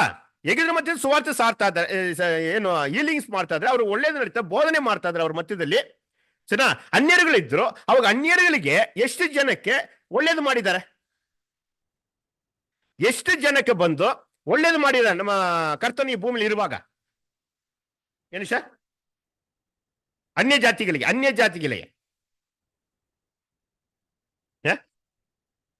ಏನು ಸರ್? ಇನ್ಸಿಡೆಂಟ್ ಮಾತ್ರ ಅವ್ರು ನಂಬಿಕೆ ಇಟ್ರು, ಬಟ್ ಇವರು ಅನ್ಯರಿಗೇನು ಮಾಡಲ್ಲ, ಅವ್ರಿಗೆ ಮಾಡಿದ್ರು. ಹಾ. ಬೇರೆಯವ್ರು ನಂಬಿಕೆ. ರೊಟ್ಟಿ ನಾವು ಕೊಡಿ ಅಂತ ಕೇಳಿದ್ರೆ ಬಿದ್ದಿರೋ ರೊಟ್ಟಿ ತಿಂತೀವಿ ಅಂತ ಅವರು ಅವ್ರು ಮಾಡಿದ್ದಾರೆ. ಹಾ. ಎಷ್ಟು ಜನಕ್ಕೆ ಮಾಡಿದರೆ? 3 ಜನಕ್ಕೆ ಮಾತ್ರ ಮಾಡಿದ್ದಾರೆ. ಅನ್ಯರುಗಳಲ್ಲಿ ನಮ್ಮ ಕರ್ತನ ಈ ಭೂಮಿಯಲ್ಲಿ ಇರುವಾಗ ಎಷ್ಟು ಜನಕ್ಕೆ ಒಳ್ಳೇದು ಮಾಡಿದೆ ಅಂತ ನೋಡುವಾಗ 3 ಜನಕ್ಕೆ ಮಾತ್ರ ಮಾಡಿದ್ದಾರೆ. ಯಾರು ಗೊತ್ತಾ? ಒಂದ್ ಹೇಳಿದ್ರೆ ನೋಡಿ, ಕಾನಾನ್ ಸ್ತ್ರೀ ಒಂದು ಇಲ್ವಾ? ಸ್ವಾಮಿ, ನನ್ನ ಮಗಳು ದೇವದ ಕಾಟದ ನರಳಾಡ್ತಾ ಇದ್ದಾಳೆ, ಆಕಿನ ಏನ್ ಮಾಡಿ ನೀವು ಬಿಡಿಸ್ರಿ ಅಂತ ಹೇಳುವಾಗ ಅವ್ ಏನ್ ಹೇಳ್ಬಿಟ್ರು? ಮಕ್ಕಳ ರೊಟ್ಟಿನ ತೆಗೆದು ನಾಯಿ ಮರಿಗಳಿಗೆ ಹಾಕೋದು ಒಳ್ಳೇದಂದ್ರು. ಅರ್ಥ ಬೇಸರೆ. ಅವಾಗ ಇದು ಏನ್ ಮಾಡ್ತೀವಿ ಅಂದ್ರೆ, ಇದನ್ನ ಓದ್ಬಿಟ್ಟು ನಾವು ಹಂಗೆ ಅದನ್ನ ಅರ್ಥ ಮಾಡ್ಕೊಳ್ಳಿ, ಅದು ಧ್ಯಾನ ಮಾಡಿದ್ರೆ ಹಂಗೆ ಹೋಗ್ಬಿಡ್ತೀವಿ ನಾವು. ಇವಾಗ ಅನೇಕರು ಪಂಗಡದಲ್ಲಿರುವಂತ ಹಂಗೆ ಮಾಡ್ತಾ ಇರೋದು, ಸರಿನಾ? ಆದ್ರೆ ಈಗ ಈ ಮಕ್ಕಳ ರೊಟ್ಟಿ ಅಂದ್ರೆ ಏನು, ನಾಯಿ ಮರಿಗಳಂದ್ರೆ ಏನು? ಮಕ್ಕಳನ್ನು ಸ್ವಂತ ಜನರು, ದೇವರ ಮಕ್ಕಳು, ಇಸ್ರೇಲ್ ಜನರು. ಸರಿ, ನಾಯಿ ಮರಿಗಳಂದ್ರೆ? ಹಂಗಂದ್ರೆ ನಾಯಿ ಅಂದ್ರೆ ಸೈತಾನವನು, ಅದು ಮಕ್ಕಳ ಮರಿಗಳಂದ್ರೆ ಅವನು ಹಿಂಬಾಲಿಸಿ ಹೋಗುವಂತ ಜನರು. ಚೆನ್ನಾಗಿ ಅರ್ಥ ಮಾಡ್ಕೊಳ್ಳಿ. ನಾಯಿ ಅಂದ್ರೆ ಸೈತಾನವನ್ನು, ಅದರ ಮರಿಗಳಂದ್ರೆ ಅವನ ಹಿಂಬಾಲಿಸಿ ಹೋಗುವಂತ ಜನರು. ಸರಿನಾ? ಆ ಜನರ ಅವಾಗ ದೇವರು ಸ್ವಂತ ಜನರು ಕೊಡುವಂತ ಆಶೀರ್ವಾದನ ತೆಗೆದು ನಿಮಗೆ ಸೈತಾನ ಹಿಂಬಾಲಿಸುವಂತ ಜನರಿಗೆ ನಿಮಗೆ ಹೆಂಗಪ್ಪ ನಾನು ಕೊಡ್ಲಿ ಅಂತ ಒಂದು ಅಡಿಪಾಯದಲ್ಲಿ ಮಾತಾಡುವಾಗ ಆ ಹೆಂಗಸ್ ಏನ್ ಮಾಡುತ್ತೆ ಅಂದ್ರೆ, ಸ್ವಾಮಿ ಒಪ್ಕೊಳ್ಳುತ್ತೆ, ಹೌದು ನಾವು ಈ ಮರಿಗಳೇ, ಸೈತಾನ ಹಿಂಬಾಲಿಸುವಂತವ್ರೆ, ಅನ್ಯರುಗಳೇ ನಾವು. ಆದ್ರೆ ಯಜಮಾನರ ಮೇಜಿಂದ ಕೆಳಗೆ ಬೀಳುತ್ತಲ್ಲ, ಅದನ್ನ ತಿನ್ನುತ್ತಲ್ಲ ಇಲ್ವಾ? ಅವ್ ಸ್ತ್ರೀಯೇ, ನಿನ್ನ ನಂಬಿಕೆ ಹೆಂಗಿದೆ, ದೊಡ್ಡದಾಗಿದೆ, ನೀನ್ ನೆನೆಸಿದ ಪ್ರಕಾರ ಹೋಗಿ ಆಗತ್ಲಿ ಅಂತ ಕಳಿಸ್ಬಿಟ್ಟು ಒಂದು ಪೀಸ್ ಹಾಕ್ಬಿಟ್ರು, ಕಟ್ಟ ಎತ್ಕೊಂಡು ಹೊಟ್ಟೋಯ್ತು. ಒಳ್ಳೇದು ಮಾಡಿದ್ರ. ಆಮೇಲೆ ಬೇರೆ ಯಾರಿಗೆ? ಶತಾಧಿಪತಿ ಸೇವಕನು 2. ಮೂರನೇದು ಯಾರು? 10 ಕುಷ್ಠರೋಗಿಗಳು ವಾಸಿ ಆಗ್ತಾರೆ. 10 ಕುಷ್ಠರೋಗಿಗಳು ವಾಸಿ ಆಗ್ತಾರೆ. ಅದ್ರಲ್ಲಿ ಒಬ್ಬನು ಮಾತ್ರ ಬಂದು ಏನ್ ಮಾಡ್ತಾನೆ? ಅದರಲ್ಲಿ ಮೀನಿಂಗ್ಸ್ ಇದೆ, ಅದರಲ್ಲಿ ಅರ್ಥಗಳಿದೆ. ಸರಿ, ಅದ್ರಲ್ಲಿ ನಾವು ಲೆಸನ್ ಕಲಿಬಹುದು ಅದರಲ್ಲಿ. ಆದ್ರೆ ಯಾರಿಗೂ ಒಳ್ಳೇದು, ಅನ್ಯ ಜಾತಿಯಲ್ಲಿ ಯಾರಿಗೂ ಒಳ್ಳೇದು ಮಾಡಿದ್ದಾರೆ, ಹೀಲಿಂಗ್ಸ್ ಮಾಡಿದ್ದಾರೆ, ಅದನ್ನ ಹೇಳ್ತಾ ಇದ್ದೀನಿ ಅಷ್ಟೇ. ಆ ಪಾಯಿಂಟ್ಗೋಸ್ಕರ ಮಾತಾಡ್ತಾ ಇದ್ದೀನಿ. ಸರಿ ಸರಿ. ಆಗಿರುವಾಗ ಇಲ್ಲಿ ಏನ್ ಹೇಳ್ತೀನಿ ನೋಡುವಾಗ, ಆ ಒಂದು ಒಬ್ಬನು ಮಾತ್ರ ಏನ್ ಮಾಡ್ತಾರೆ, ಬಂದು ಆತನಿಗೆ ಕೃತಜ್ಞತೆ ಸಲ್ಲಿಸುವಾಗ, ದೇವರಿಗೆ ಕೃತಜ್ಞತೆ ಸಲ್ಲಿಸಾಗಿ ಅನ್ಯನ ಬಿಟ್ಟ ಬೇರೆ ಯಾರು ಬಂದಿಲ್ವ ಅಂತ ಕೇಳ್ತಾರೆ ನೋಡಿ. ಸರಿ. ಹಂಗಿರೋ ಇಲ್ಲಿ ಏನ್ ಹೇಳ್ತಾರೆ ನೋಡುವಾಗ, ಇಸ್ರೇಲ್ ಜನರ ಒಳಗಡೆ ಏನ್ ಮಾಡಿದ್ದಾರೆ ಅಂದ್ರೆ, ಈ ಒಂದು ಆ ಸ್ವಂತ ಜನರಿಗೆ ಮಾತ್ರ ಏನ್ ಮಾಡಿದ್ದಾರೆ, ಒಳ್ಳೇದು ಮಾಡಿದ್ದಾರೆ ಹೊರ್ತು ಏನ್ ಮಾಡಿದ. ಅದಕ್ಕೆ ಇಲ್ಲಿ ಏನ್ ಹೇಳ್ತಾರೆ ಅಂದ್ರೆ ನೋಡುವಾಗ, ಇಲ್ಲಿ ಯೋಹಾನ ಸುವಾರ್ತೆ 1ನೇ ವಚನದಲ್ಲಿ ನೋಡುವಾಗ 12ನೇ ವಚನದಲ್ಲಿ 11ನೇ ಸ್ವಂತದಲ್ಲಿ ಬಂದರು, ಸ್ವಂತದವರು ಅಂಗೀಕಾರ ಮಾಡಿಕೊಂಡಿಲ್ಲ. ಆ ಸ್ವಂತದವರು ಏನ್ ಮಾಡಕ್ಕಾಗಲ್ಲ, ಈ ಯಜ್ಞವೇದಿ ಮೇಲೆ ಇರುವಂತ ಕ್ರಿಸ್ತನ ಆ ಈಡು ಬಲಿಯನ್ನು, ಆತನ ತ್ಯಾಗವನ್ನು ಇಲ್ವಾ, ಯಾವುದು ಏನ್ ಮಾಡಕ್ಕಾಗಲ್ಲ, ಅದನ್ನ ಸ್ವೀಕಾರ ಮಾಡ್ಕೊಳಕ್ಕಾಗಲ್ಲ. ಅದ್ರ ನಿಮಿತ್ತ ಬರುವಂತ ಆಶೀರ್ವಾದನ ಏನ್ ಮಾಡ್ಕೊಳಕ್ಕಾಗಲ್ಲ, ಅವರು ಹೊಂದ್ಕೊಳಕ್ಕಾಗಲ್ಲ. ಅದ್ರ ಸರಿ. ಅವು ಯಾರು ಅದರಿಂದ ಬರುವಂತ ಆಶೀರ್ವಾದ ಹೊಂದ್ಕೊಳ್ತಾರಂತ ನೋಡುವಾಗ ಇಲ್ವಾ, ಆತನ ನಾಮದ ಮೇಲೆ. ಹಂಗಾದ್ರೆ ಇಸ್ರೇಲ್ ಜನರ ಒಳಗಡೆ ಫಸ್ಟ್ ಅವ್ರಿಗೆ ಕರಿವಿಕೆ ಕೊಡ್ತಾ ಇದ್ರೆ, ಅದರಿಂದ ಅನ್ಯ ಜಾತಿಗಳ ಕರಿವಿಕೆ ಕೊಡ್ತಾ ಇದ್ರೆ, ಇವ್ರು ಯಾರು ಈತನ ನಾಮವನ್ನು ನಂಬಿ ಇಲ್ವಾ, ನಮ್ಮಂದ್ರೆ ನಂಬಿರೋದಂದ್ರೆ ಏನು? ಇವಾಗ ಎಷ್ಟೋ ಪಂಗಡಗಳು ಇದ್ದಾರೆ. ಇವಾಗ ನೀವು ಲೆಕ್ಕ ಮಾಡಿದ್ರೆ, ಇವಾಗ ನಾವು ಒಂದು 2-3 ವರ್ಷ ಮುಂಚೆ ಸ್ಟಡಿ ಮಾಡಿ ನೋಡುವಾಗ 54,000 ಮೇಲೆ ಪಂಗಡಗಳಿದೆ, ಡಿನಾಮಿನೇಷನ್ಸ್ ಇದೆ. ಸರಿ, ಅರ್ಧ ಸರಿ. ಅವಾಗ ಅಷ್ಟು ಜನರನ್ನು ಆತನ ಮಕ್ಕಳು ಆಗಕ್ಕಾಗುತ್ತಾ? ದೇವ್ರ ಮಕ್ಕಳು ಇಲ್ಲ. ಆತನ ನಂಬೋದಂದ್ರೆ ಏನು? ಆತನ ನಂಬೋದಂದ್ರೆ ದೇವರ ಮಗನ ಮುಖಾಂತರ ಹೇಳಲ್ಪಟ್ಟಿರುವಂತ ಸತ್ಯಗಳು, ಅವ್ರು ಮಾಡಿರುವಂತ ತ್ಯಾಗಗಳು, ಅವ್ರು ಮಾಡಿರುವಂತ ಯಜ್ಞ ಎಲ್ಲವನ್ನು ಸ್ವೀಕಾರ ಮಾಡಿಕೊಂಡು ಅವ್ರ ಹೆಜ್ಜೆ ಜಾಡಿಯಲ್ಲಿ ನಡುವಂತ ಭಕ್ತಾದಿಗಳು. ಚೆನ್ನಾಗತ್ತವ. ಇದ ಮೊದಲ ಸಭೆ ಸುವಾರ್ತೆ ಕಾಲದಲ್ಲಿ, ಮೊದಲ ಸಭೆ ಕಾಲದ ಅಂತ್ಯದ ಸಭೆ ಕಾಲವರೆಗೂ ಏನಿದೆ, ಈ ಒಂದು ಕರಿವಿಕೆ ಇದೆ. ಚೆನ್ನಾಗಿ ಅರ್ಥ ಮಾಡಿ. ಸರಿಯಾ? ಅವಾಗ ಇಲ್ಲಿ ಯಜ್ಞವೇದಿ ಅಂತ ಹೇಳುವಾಗ ಯಾರಂತ ನೋಡ್ತೀವಿ? ನಮ್ಮ ಕ್ರಿಸ್ತನ್. ಸರಿನಾ? ಕ್ರಿಸ್ತನಿಗೆ ಒಂದು ಹೋಲಿಕೆ ಆಗಿದೆಯಾ? ಆದ್ರೆ ಹಳೆ ಒಡಂಬಡಿಕೆಯಲ್ಲಿ ಜೋಶುವ ಮುಖಾಂತರವಾಗಿ ದೇವರು ಒಂದು ಯಜ್ಞವೇದಿ ಕಟ್ಟಿಸ್ತಾರೆ. ಅಲ್ಲಿದ ನಮ್ಗೆ ಲೆಸನ್ ಇದು. ಸರಿ. ನಾವು ಕಲಿಯುವಂತ ವಿಷಯ ಏನಂತ, ಯಜ್ಞವೇದಿ ಅಂತ ಏನಂತ ಏನ್ ಮಾಡ್ತೀವಿ ಇಲ್ಲಿ ನಿಮ್ಗೆ ಒಂದು ಕುಳ್ಕೊಟ್ಬಿಟ್ಟೆ ಸರಿನಾ. ಇಲ್ಲಿ ಎಬ್ರಿಯರಲ್ಲಿ 13:10 ಕ್ರಿಸ್ತನಿಗೆ ಒಂದು ಹೋಲಿಕೆ ಆಗಿದೆ. ಅದ್ರ ಮೇಲೆ ಇರುವಂತ ಹಳೆ ಒಡಂಬಡಿಕೆಯಲ್ಲಿ ಇರುವಂತವರು, ಹಂಗಂದ್ರೆ ಧರ್ಮಶಾಸ್ತ್ರ, ಇನ್ನೊಂದು ವಿಷಯ ಹೇಳ್ಬೇಕಂದ್ರೆ ಧರ್ಮಶಾಸ್ತ್ರದಲ್ಲಿ ಇರುವಂತವರು, ಅದನ್ನ ಅನುಸರಣೆ ಮಾಡುವಂತವರು ಇಲ್ವಾ, ಅವ್ರು ಯಾರು ಏನ್ ಮಾಡಕ್ಕಾಗಲ್ಲ, ಇದನ್ನೇ ಕಷ್ಟ ಈಡು ಬಲಿನ ಸ್ವೀಕಾರ ಮಾಡ್ಕೊಳಕ್ ಆಗಲ್ಲ ಸರಿನಾ. ಆ ಕ್ರಿಸ್ತನ ಈಡು ಬಲಿನ ಯಾರು ನಂಬುತ್ತಾರೋ ಸರಿನಾ, ಅವರು ದೇವರ ಮಕ್ಕಳಾಗಕ್ಕೆ ಅಧಿಕಾರ ಇದೆ. ಈ ಒಂದು ಯಜ್ಞವೇದಿ ತಿನ್ನಕ್ಕೂ ಅವರಿಗೆ ಅಧಿಕಾರ ಉಂಟು. ಆ ಅಧಿಕಾರವನ್ನು ದೇವರು ಏನ್ ಮಾಡಿದ್ರು, ನಮಗೆ ಕೊಟ್ಟಿದ್ದಾರೆ. ಈಗ ಈ ಸುವಾರ್ಥ ಯುಗದಲ್ಲಿ ಪಂಗಡದಲ್ಲಿ ಇರುವಂತ ಕೊಟ್ಟಿಲ್ಲ. ಅದು ಚೆನ್ನಾಗಿ ಅರ್ಥ ಮಾಡಿ. ಎಷ್ಟೋ 54,000 ಮೇಲೆ ಪಂಗಡಗಳಿದಲ್ಲ, ಅವರು ಇರುವ ಕೊಟ್ಟಿಲ್ಲ, ನಂಬುತ್ತಾರೆ. ಅವರು ಕ್ರಿಸ್ತನ ಸಿಲುಬೆಯಲ್ಲಿ ಸತ್ತಿದ್ದಾರೆ, ಪ್ರಾಣವನ್ನು ಬಿಟ್ಟಿದ್ದಾರೆ, ರಕ್ತ ಸುರಿಸಿದ್ದಾರೆ, ಕಿರೀಡಿಂದ ಒಡೆಯಲ್ಪಟ್ಟಿದ್ದಾರೆ, ಮೊಳೆಯಿಂದ ಒಡೆಯಲ್ಪಟ್ಟಿದ್ದಾರೆ ಅಂತೆಲ್ಲ ಏನಿದ್ದಾರೆ ಅದನ್ನ ನಂಬುತ್ತಾರೆ. ಆದ್ರೆ ಇರುವಂತ ಸೀಕ್ರೆಟ್ ಗೂಢಾರ್ಥ ಏನ ಗೊತ್ತಿದೆ ಅವರಿಗೆ. ಅವ್ರು ಏನ್ ಹೇಳ್ತಾರೆ ಅದ್ರ ಒಳಗಡೆ, ಯೇಸುನ ನಂಬ್ರಿ ಪರಲೋಕ ಹೋಗ್ಬಿಡ್ತಾರೆ, ಇಲ್ಲಾಂದ್ರೆ ಏನೇ ಮಾಡ್ತೀರಾ, ನರಕಕ್ಕೆ ಹೋಗ್ಬಿಡ್ತೀರಾ. ಅದು ಮಾತ್ರ ಮಾತಾಡ್ತಾರೆ ಹೊರ್ತು ಅದ ಬರ್ತೀರಾ. ಆದ್ರೆ ಆ ಶಿಲುಬೆ ಮರಣದಲ್ಲಿ ಇರುವಂತ ಸೀಕ್ರೆಟ್ ಏನು, ಅದ್ರ ಒಳಗಡೆ ದೇವರ ಪ್ಲಾನ್ ಅಡಕವಾಗಿದೆ. ದೇವರ ಪ್ಲಾನ್ ಏನಿದೆ, ಅದರಲ್ಲಿ 2 ರೀತಿಯಾದ ರಕ್ಷಣೆಯನ್ನು ಇಟ್ಟಿದ್ದಾರೆ. ಕ್ರಿಸ್ತನ ಮರಣದ ನಿಮಿತ್ತವಾಗಿ ಅದ್ರಲ್ಲಿ ಏನ್ ಮಾಡಿದ್ದಾರೆ, 2 ರೀತಿಯಾದಂತ ರಕ್ಷಣೆಯನ್ನು ಇಟ್ಟಿದ್ದಾರೆ. ಒಂದು ರಕ್ಷಣೆ ಪರಲೋಕ ಹೋಗುತ್ತೆ, ಒಂದು ರಕ್ಷಣೆ ಭೂಮಿಗೆ ಬರುತ್ತೆ. ಈ ಸೀಕ್ರೆಟ್, ಈ ಮರೆಯಾಗಿರುವಂತ ಸತ್ಯ ಅವ್ರಿಗೆ ಗೊತ್ತಿದ್ಯಾ? ಅವ್ರಿಗೆ ಗೊತ್ತಿಲ್ಲ ಪಿತರ್ಸ್ ಸರ್. ಲೋಕದ ಜನರಿಗೆ ಗೊತ್ತಿಲ್ಲ, ಪಂಗಡದಲ್ಲಿರುವಂತವ್ರಿಗೆ ಗೊತ್ತಿಲ್ಲ. ಆದ್ರೆ ದೇವರು ಏನ್ ಮಾಡ್ತಾರೆ, ಒಂದು ಗುಂಪಿನ ಜನರ ಕರೆದು ಏನ್ ಮಾಡ್ತಂದ್ರೆ ಈ ಒಂದು ಯಜ್ಞ ವೇದಿ ಬಗ್ಗೆ ಸುಂದರವಾಗಿ ಏನ್ ಮಾಡ್ತಾರೆ ದೇವರು ನಮಗೆ ತಿಳಿಸಿಕೊಡುವಾಗ, ಅವಾಗ ಅದು ತಿಳ್ಕೊಂಡಿರುತ್ತ ನಾವುಗಳು ಅದನ್ನ ತಿನ್ನಕ್ಕೆ ಯಾರಕ್ಕೆ ಅಧಿಕಾರ ಉಂಟು, ನಮಗೆ ಆ ಒಂದು ಅಧಿಕಾರ ಉಂಟು. ಇದಾಯ್ತಾ ಯಜ್ಞ ವೇದಿ ಏನಂತ ನಾನು ಹೇಳ್ಬಿಟ್ಟೆ ನಿಮಗೆ. ಆದ್ರೆ ಜೋಶುವ ಹಳೆ ಒಡಂಬಡಿಕೆಯಲ್ಲಿ ಜೋಶುವ ಮುಖಾಂತರವಾಗಿ ದೇವರು ಒಂದು ಯಜ್ಞ ವೇದಿನ ಕಟ್ಟಿಸ್ತಾರೆ. ಆ ಯಜ್ಞ ವೇದಿನ ಏನ್ ಮಾಡಿ ನಾವು ಸ್ಟಡಿ ಮಾಡಿ, ಸರಿನಾ? ಸರಿ, ಅದು ಆ ವಾಕ್ಯ ನಾನು ಹೇಳಕ್ಕೆ ಮುಂಚೆ ಫಸ್ಟ್ ಏನ್ ಮಾಡೋದಂದ್ರೆ, ಯಾರ ಮುಖಾಂತರ ಕಟ್ಟಿದ, ಜೋಶುವ ಮುಖಾಂತರ ಅಲ್ವಾ. ಜೋಶುವನ ಏನ್ ಮಾಡ್ತಾರೆ ದೇವರು, ಇದರಿಂದ ಏನು ಅರಣ್ಯದಿಂದ ನಡೆಸ್ತಾ ಬರ್ತಾರೆ ಇಲ್ವಾ, ನಡೆಸ್ತಾ ಬರುವಾಗ ಫಸ್ಟ್ ಅವ್ರಿಗೆ ಕಾನೂನು ಹೋಗಿ ಏನ್ ಮಾಡ್ತಾರೆ, ತಗೊಂಡು ಹೋಗೋದಕ್ಕೆ ಬರ್ತಾ ಇದ್ದಾರೆ, ಕರ್ಕೊಂಡ್ ಬರ್ತಾ ಇದ್ದಾರೆ. ತುಂಬಾ ವಿಷಯಗಳೆಲ್ಲ ಅದೆಲ್ಲ ನೋಡಿದೀವಿ, ಬಿರುಸಲು ಮಾತಾಡಿರ್ತಾರೆ ಸರಿನಾ. ಅದು ಕೆಲವು ಪಾಯಿಂಟ್ಸ್ಗಳು ಮಾತ್ರ ಕೊಡ್ತಾ ಬರ್ತೀನಿ ಸರಿ, ಕೆಲವು ಪಾಯಿಂಟ್ಸ್ಗಳು ಮಾತ್ರ ಸರಿಯಾ. ಈ ದಿನಕ್ಕೆ ನಮಗೆ ಏನ್ ಲೆಸನ್ ಬೇಕಾಗಿದೆ, ಏನ್ ಪಾಠ ಬೇಕು, ಅದು ಮಾತ್ರ ನೋಡೋಣ, ಕೆಲವು ವಿಷಯಗಳು ಮಾತ್ರ ಸರಿಯಾ. ನಡ್ಸ್ಕೊ ಬರ್ತಾ ಇದ್ರೆ ಜೋರ್ಡಾನ್ ಒಳೆ ಏನಾಯ್ತು, ಬ್ಲಾಕ್ ಆಯ್ತು, ಅಡ್ಡಕ್ಕೆ ಬಂದ್ಬಿಡ್ತು ಜೋರ್ಡಾನ್ ಒಳೆ. ಅವಾಗ ಏನ್ ಮಾಡ್ತಾರೆ ಅಂದ್ರೆ, ಆ ಜೋರ್ಡಾನ್ಗೆ ಆ ಕಡೆ ಏನಿದೆ, ಎರಿಕೋ ಪಟ್ಟಣ ಇದೆ. ಆ ಜೋರ್ಡಾನ್ಗೆ ಆ ಕಡೆ ಏನಿದೆ, ಎರಿಕೋ ಪಟ್ಟಣ ಇದೆ ಸರಿನಾ. ಸರ್, ಈ ಎರಿಕೋ ಪಟ್ಟಣವನ್ನು ಏನ್ ಮಾಡ್ಬೇಕು ನೀವು, ಅದನ್ನ ಹಿಡಿಬೇಕು ನೀವು. ಅದೇ ಎರಿಕೋ ಪಟ್ಟಣ ಎಂತದ ಎರಿಕೋ ಪಟ್ಟಣವಾಗಿದೆ, ಗೋಡೆಯಿಂದ ಏನಾಗಿದೆ, ಕೋಟೆಯಿಂದ ಕಟ್ಟಲ್, ಕೋಟೆನ ಗೋಡೆನ ಸುತ್ತಲೂ ಕಟ್ಟೋದು. ಗೋಡೆಗೆ ಏನ್ ಹೇಳ್ತಾರೆ, ಕೋಟೆ ಸರಿಯಾ.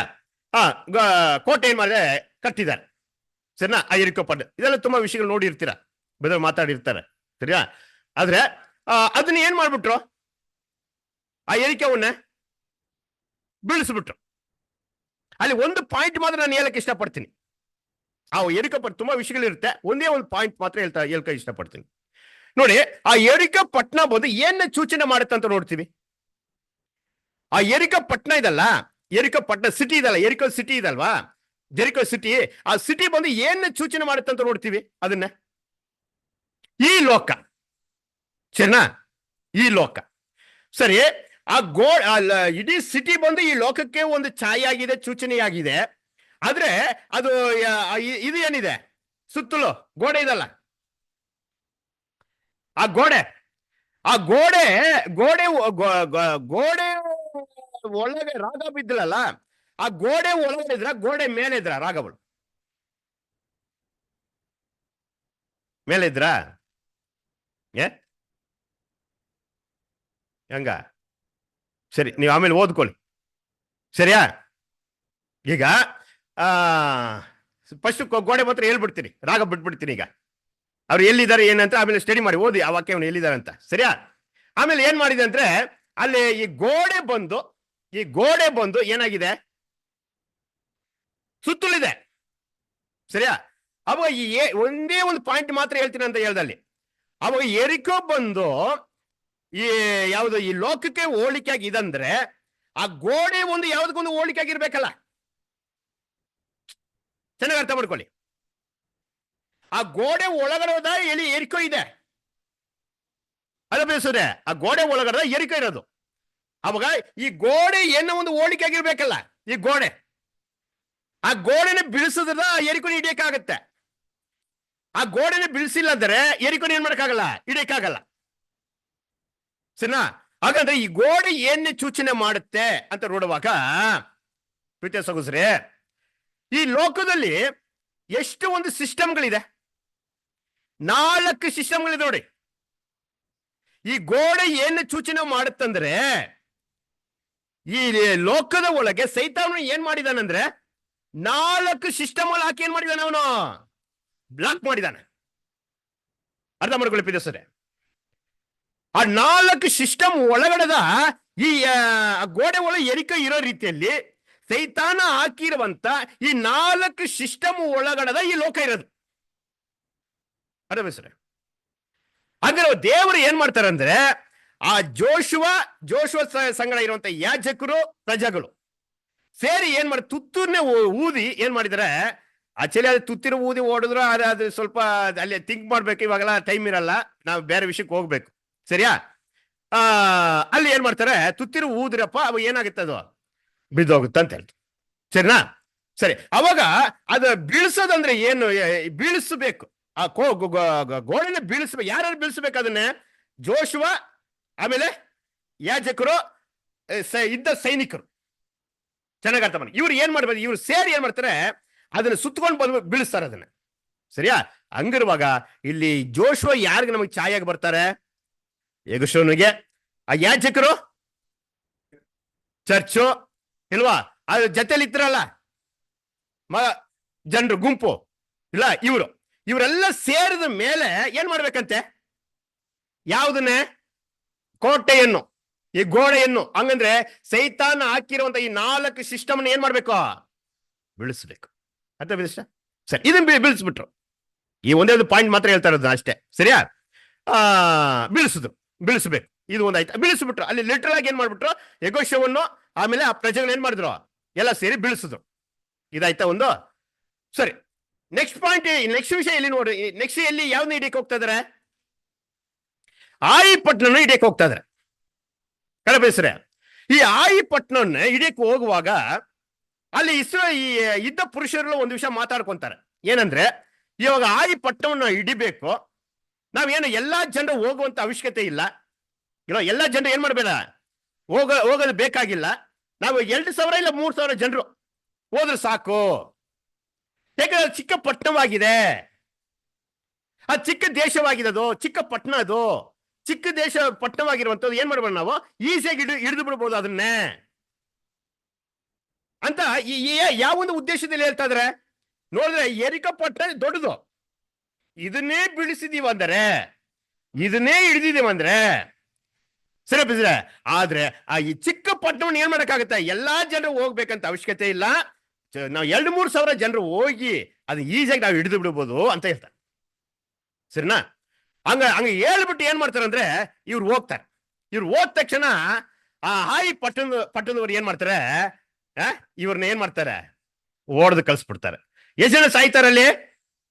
36 ಮಂದಿ ಸಾಯ್ತಾರೆ. ಕಟ್ಟಿಸ್ 36 ಮಂದಿ ಸಾಯ್ತಾರೆ. ಸರಿನಾ? ಸೋತ್ ಹೋಗ್ಬಿಡ್ತಾರೆ ಇವರು. ಅವಾಗ ಜೋಶುವ ದೇವ್ರ ಹತ್ರ ಕೇಳ್ತಾರೆ, ಇಲ್ಲ ದೇವ್ರೇ ಏಕೆ ನಮ್ಗೆ ಹಿಂಗೆ ಮಾಡಿದಿರ ಅಂತ. ದೇವ್ರ ಹತ್ರ ಜೋಶುವ ಕೇಳುವಾಗ, ಇಲ್ಲಪ್ಪ ಹೇಗಿದ್ರು ಇಸ್ರೇಲರು ನನಗೆ ವಿರೋಧವಾಗಿ ಏನ್ ಮಾಡಿದ್ದಾರೆ, ಪಾಪ ಮಾಡಿದಾರಪ್ಪ ಅಂತ ಹೇಳ್ಬಿಡ್ತಾರೆ. ಇಸ್ರೇಲರಲ್ಲಿ ಪಾಪ ಮಾಡಿದ ನನಗೆ ವಿರೋಧವಾಗಿ ಅಂತ ಹೇಳುವಾಗ ಅವಾಗ ಹೇಳ್ತಾರೆ, ಯಾರಪ್ಪ ಅಂತ ನೋಡುವಾಗ, ಇಲ್ವಾಗ ಬಿದರ ಒಂದ್ಸಲಿ ಮಂಗಳೂರು ಕಡೆ ಆಗ್ಲೆಲ್ಲ ಮಾತಾಡಿದ್ರು ಇಲ್ವಾ, ಯಾರು ಇಲ್ವಾ, ಆಕಾನು ಮಾಡಿರುವಂತ ಒಂದು ತಪ್ಪು ನಿಮಿತ್ತವಾಗಿ, ಒಂದು ಪಾಪದ ನಿಮಿತ್ತವಾಗಿ ಟೋಟಲ್ ಇಸ್ರೇಲ್ ಜನರಿಗೆ ಏನಾಯ್ತು, ಶಾಪ ಬಂದ್ಬಿಟ್ಟು. ಕರ್ತ ಬಿದ್ದಿ ಸರ್, ಒಂದು ಮನುಷ್ಯನು ಮಾಡಿರೋ ತಪ್ಪಿಗೆ ಟೋಟಲ್ ಇಸ್ರೇಲ್ ಜನ ಮೇಲೆ ಶಾಪ ಬಂದ್ಬಿಡ್ತು. ಅದನ್ನ ಏನ್ ಮಾಡ್ಬಿಡ್ತಾರೆ, ತೆಗೆದಾಕ್ತಾರೆ.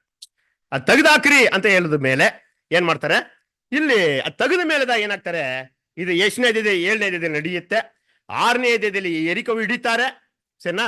ಆಮೇಲೆ 7ನೇ ಅಧ್ಯಾಯದಲ್ಲಿ ಏನ್ ಮಾಡ್ತಾರೆ, ಆಯಿ ಪಟ್ಟಣದ ಮೇಲೆ ಏನ್ ಮಾಡ್ತಾರೆ, ಸೋತೋಗ್ತಾರೆ, ಸರಿನಾ? 8ನೇ ಪಟ್ಟಣದಲ್ಲಿ ಏನ್ ಮಾಡ್ತಾರೆ, ಪುನಃ ಈ ಇಸ್ರೇಲ್ ಜನರು ಈ ಆಯಿ ಪಟ್ಟಣದ ಮೇಲೆ ಹೋಗಿ ಅವ್ರು ಜಯಿಸ್ತಾರೆ. ಕಡಿಬಿದ್ರೆ ಇದು ಏನ್ ಹೆಚ್ಚು, ಈ ಆಯಿ ಪಟ್ಟಣ ತುಂಬಾ ವಿಷಯಗಳಿದೆ ಅದರಲ್ಲಿ, ಒಂದೇ ಒಂದು ಪಾಯಿಂಟ್ ಮಾತ್ರ ಹೇಳ್ತೀನಿ, ಸರಿನಾ? ಇವಾಗ ನೋಡಿ, ಇವಾಗ ಎರಿಕೋ ಪಟ್ಟಣ ಆ ಗೋಡೆ ಬಂದು 4 ಸಿಸ್ಟಮ್ ಅಂತ ಹೇಳ್ಬಿಟ್ಟಿವಿ, ಸರಿಯಾ? ಇವಾಗ ಈ ಯಾಜಕರು ಆಗಕ್ಕೋಸ್ಕರ ಕರೆಯಲ್ಪಟ್ಟಿರೋ ನಮಗೆ ಒಂದು ಕರಿವಿಕೆ ದೇವರು ಇಟ್ಟಿದ್ದಾರಲ್ಲ.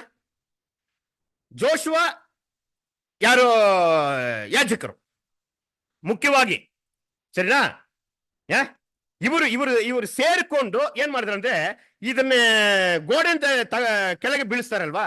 ಹಂಗಿರುವಾಗ ನಮ್ಮ ಕ್ರಿಸ್ತನು ಸಭೆ ಏನ್ ಮಾಡ್ಬೋದು, ಈ ಗೋಡೆಗಳನ್ನು ಹಂಗಂದ್ರೆ ಈ 4 ಸಿಸ್ಟಮ್ ಅನ್ನಂದ್ರೆ ಕೊಲಾಪ್ಸ್ ಮಾಡ್ಬೋದು ಇಲ್ವಾ? ಹಂಗಂದ್ರೆ ಈ 4 ಕ್ರಿಸ್ತನು ಸಭೆಯನ್ನು ಸರಿ, ಈ 4 ಸಿಸ್ಟಮ್ ಒಳಗಡೆ ಏನಾಗಲ್ಲ, ಇವರು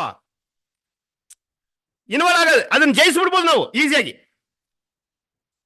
ಸಭೆಯ ಕರೆಯಲ್ಪಟ್ಟಿರೋ ನಾವು ಏನ್ ಮಾಡ್ಬೋದು, ಈ 4 ಸಿಸ್ಟಮ್ ಅನ್ನು ಜಯಿಸ್ಬಿಡ್ಬೋದು. ಯಾವ 4 ಸಿಸ್ಟಮು? ರಾಜಕೀಯ ಇಲ್ವಾ? ರಾಜಕೀಯನ ಜಯಿಸಕ್ಕಾಗಲ್ವಾ? ಜಯಿಸ್ಬಿಡ್ತೀವಿ ಈಸಿಯಾಗಿ, ಜಯಿಸ್ಬಿಡ್ತೀವಿ ಅದನ್ನೇ, ಸರಿನಾ?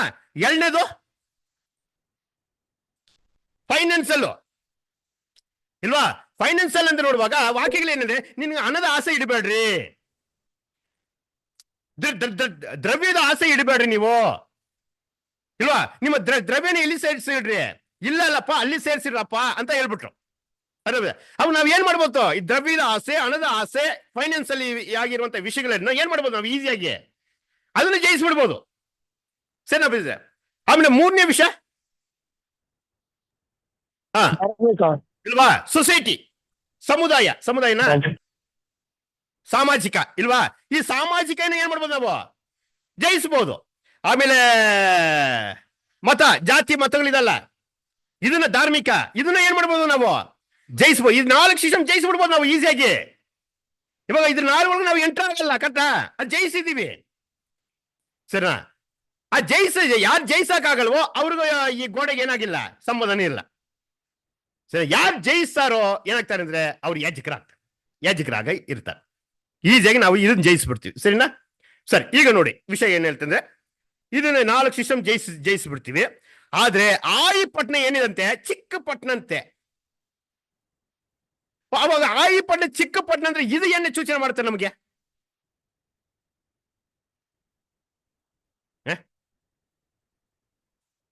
ಏನ್ ಸರ್? ನಮ್ಮಲ್ಲಿರುವಂತ ಚಿಕ್ಕ ಚಿಕ್ಕ ಪಾಪಗಳಿದೆ ನೋಡಿ, ನಮ್ಮಲ್ಲಿರುವಂತ ಪಾಪದ ಸ್ವಭಾವಗಳಿದಲ್ಲ, ನಮ್ಮಲ್ಲಿ ಬಿದ್ದೋಗಿ ಸ್ವಭಾವಗಳಿದಲ್ಲ, ನಮ್ಮಲ್ಲಿರೋ ಅಸೇವಂತ ಕ್ರಿಯೆಗಳಿರುತ್ತಲ್ಲ ನಮ್ಮ ದೇಹದಲ್ಲಿ, ಇದನ್ನ ಏನ್ ಮಾಡಕ್ಕಾಗ್ತಲ್ಲ, ಜಯಿಸಕ್ಕಾಗ್ತಲ್ಲ ಪ್ರೀತಿಯ ಸೋಸರೆ, ಸರಿನಾ? ಇದನ್ನೇ ಜಯಿಸಿದ್ರನೆ, ಅದು ಜಯಿಸಕ್ಕ ಆಗಿಲ್ಲ ಅಂದರೆ ಅವಾಗ ನಮ್ಮ ಮೇಲೆ ಏನಿದಂತೆ, ಶಾಪ ಇದಂತ. ಇದು ನಾವು ಯಾವಾಗ ಜಯಿಸ್ತೀವೋ, ಅವಾಗ ಆಟೋಮೆಟಿಕ್ ಏನಾಗುತ್ತೆ, ನಮ್ಮಲ್ಲಿ ಇರುವಂತ ಪಾಪ ಹೋಗುತ್ತಂತ ಅರ್ಥ ಬಿಡಿಸ್ರೆ. ನಾವು ಅದು ನಮಗೊಂದು ಯೋಚನೆ ಇರುತ್ತೆ, ನಾನು ಏನ್ ಮಾಡ್ಬಿಟ್ಟಪ್ಪ, ನಾನು ರಾಜಕೀಯನೇ ಬಿಟ್ಟೆ, ಫೈನಾನ್ಸ್ ಮೇಲೆ ಆಸೆ ಇಲ್ಲ, ಸರಿನಾ? ಆಮೇಲೆ ಸೊಸೈಟಿಯಲ್ಲಿ ನಾನು ಏನ್ ಮಾಡಲ್ಲ, ಅದರಲ್ಲಿ ನಾನು ಇನ್ವಾಲ್ವ್ ಆಗಲ್ಲ. ಆಮೇಲೆ ಬಂದು ಜಾತಿ ಮತದ ನಾನು ಇನ್ವಾಲ್ವ್ ಆಗಲ್ಲ, ಅದ್ರಲ್ಲಿ ಜಯಿಸಿ ಬಿಟ್ಟು ಬಂದಿದ್ದೀನಿ ಅಂತ ನಾವು ಹೇಳ್ಕೊಂಡು ಹೆಮ್ಮೆಯಾಗಿ ಮಾತಾಡ್ಬೋದು, ಧೈರ್ಯವಾಗಿರ್ಬೋದು ನಾವು. ಆದರೆ ಈ ತರ ಚಿಕ್ಕ ಪಟ್ಟಣ ತರ ನಮ್ಮ ಒಳಗಡೆ ಇರುವಂತ ಚಿಕ್ಕ ಚಿಕ್ಕ ಪಾಪದ ಕ್ರಿಯೆಗಳಿದೆ ನೋಡಿದ್ರ ಪ್ರೀತಿ ಸುರ, ಲೋಕದ ವಿಷಯಗಳಿದೆ ನೋಡಿದ್ರ, ಮಾಂಸಿದ ಕ್ರಿಯೆಗಳಿದೆ ನೋಡಿ. ಗಲಾತಿ 5ನೇ ಅಧ್ಯಾಯದಲ್ಲಿ ಹೇಳಲ್ಪಟ್ಟಿದಲ್ಲ ಇಲ್ವಾ, ಮಾಂಸದ ಕ್ರಿಯೆಗಳು ಯಾವುದಂದ್ರೆ ಇಲ್ವಾ, ಅಂತ ವಿಷಯಗಳನ್ನ ಏನ್ ಮಾಡಕ್ಕಾಗತ್ತಲ್ಲ ಪ್ರೀತಿ ಸೋದರ, ನಾವು ಅದನ್ನ ಜಯಿಸಕ್ ಆಗ್ತಾ ಇಲ್ಲ.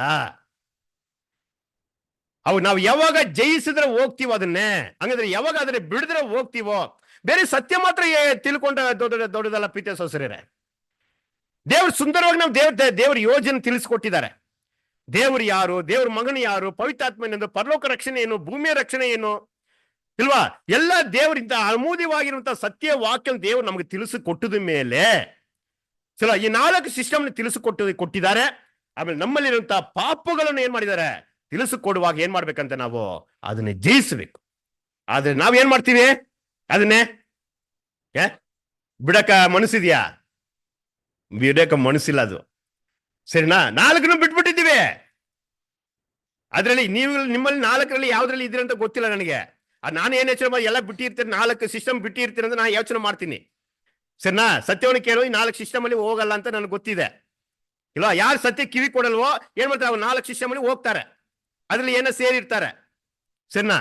ಆದ್ರೆ ಇಲ್ವಾ, ಅದು ಬಿಟ್ಟು ಬಂದ್ರೆ ನಾವು ನಮ್ಮಲ್ಲಿ ಇರುವಂತ ಪಾಪದ ಸ್ವಭಾವಗಳಿದೆ ನೋಡಿದ್ರ, ಅದನ್ನೇ ಬಿಡ್ಬೇಕು. ಸರಿನಾ? ಯಾಕಂದ್ರೆ ವಾಕ್ಯ ಏನ್ ಹೇಳ್ತಾರೆ?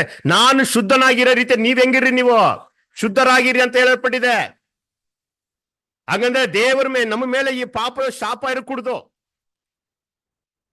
ಅರ್ಧ ಬೆಳೆಸೋದೆ ಆಕಾಂಡ್ ಮಾಡಿದ ತಪ್ಪು ನಿಮಿತ್ತವಾಗಿ ಇಡೀ ಇಸ್ರೇಲ್ ಮೇಲೆ ಶಾಪ. ಅದು ಬೇರೆ ಬೇರೆ ಆಂಗ್ಲ ನೋಡೋಣ. ನಾ ಚಿಕ್ಕ ಒಂದೊಂದು ಪಾಯಿಂಟ್ ಮಾತ್ರ ಹೇಳ್ತಾ ಇದ್ದೀನಿ ಅಷ್ಟೇ. ಸರಿನಾ? ಆ ರೀತಿ ನಾವು ಏನ್ ಮಾಡ್ಬೇಕಂದ್ರೆ ನಾವು ನಮ್ಮಲ್ಲಿ ಇರುವಂತ ಪ್ರತಿದಿನವನ್ನು ನಾವು ನಮ್ಮನ್ನ ಪರಿಶೋಧನೆ ಮಾಡ್ಬೇಕು. ಅವಾಗ ಪರಿಶೋಧನೆ ಮಾಡುವಾಗ ನಮ್ಮಲ್ಲಿ ಯಾವುದು ಕುಂತು ಕೊರತೆಗಳಿದೆ, ಯಾವ್ದು ತಪ್ಪುಗಳಿದೆ, ದೇವರಿಗೆ ಇಡಿಸಿದಂತ ವಿಷಯಗಳು ಏನಿದೆ ಚೆನ್ನಪ್ಪಿಸರೆ ನೋಡಿ.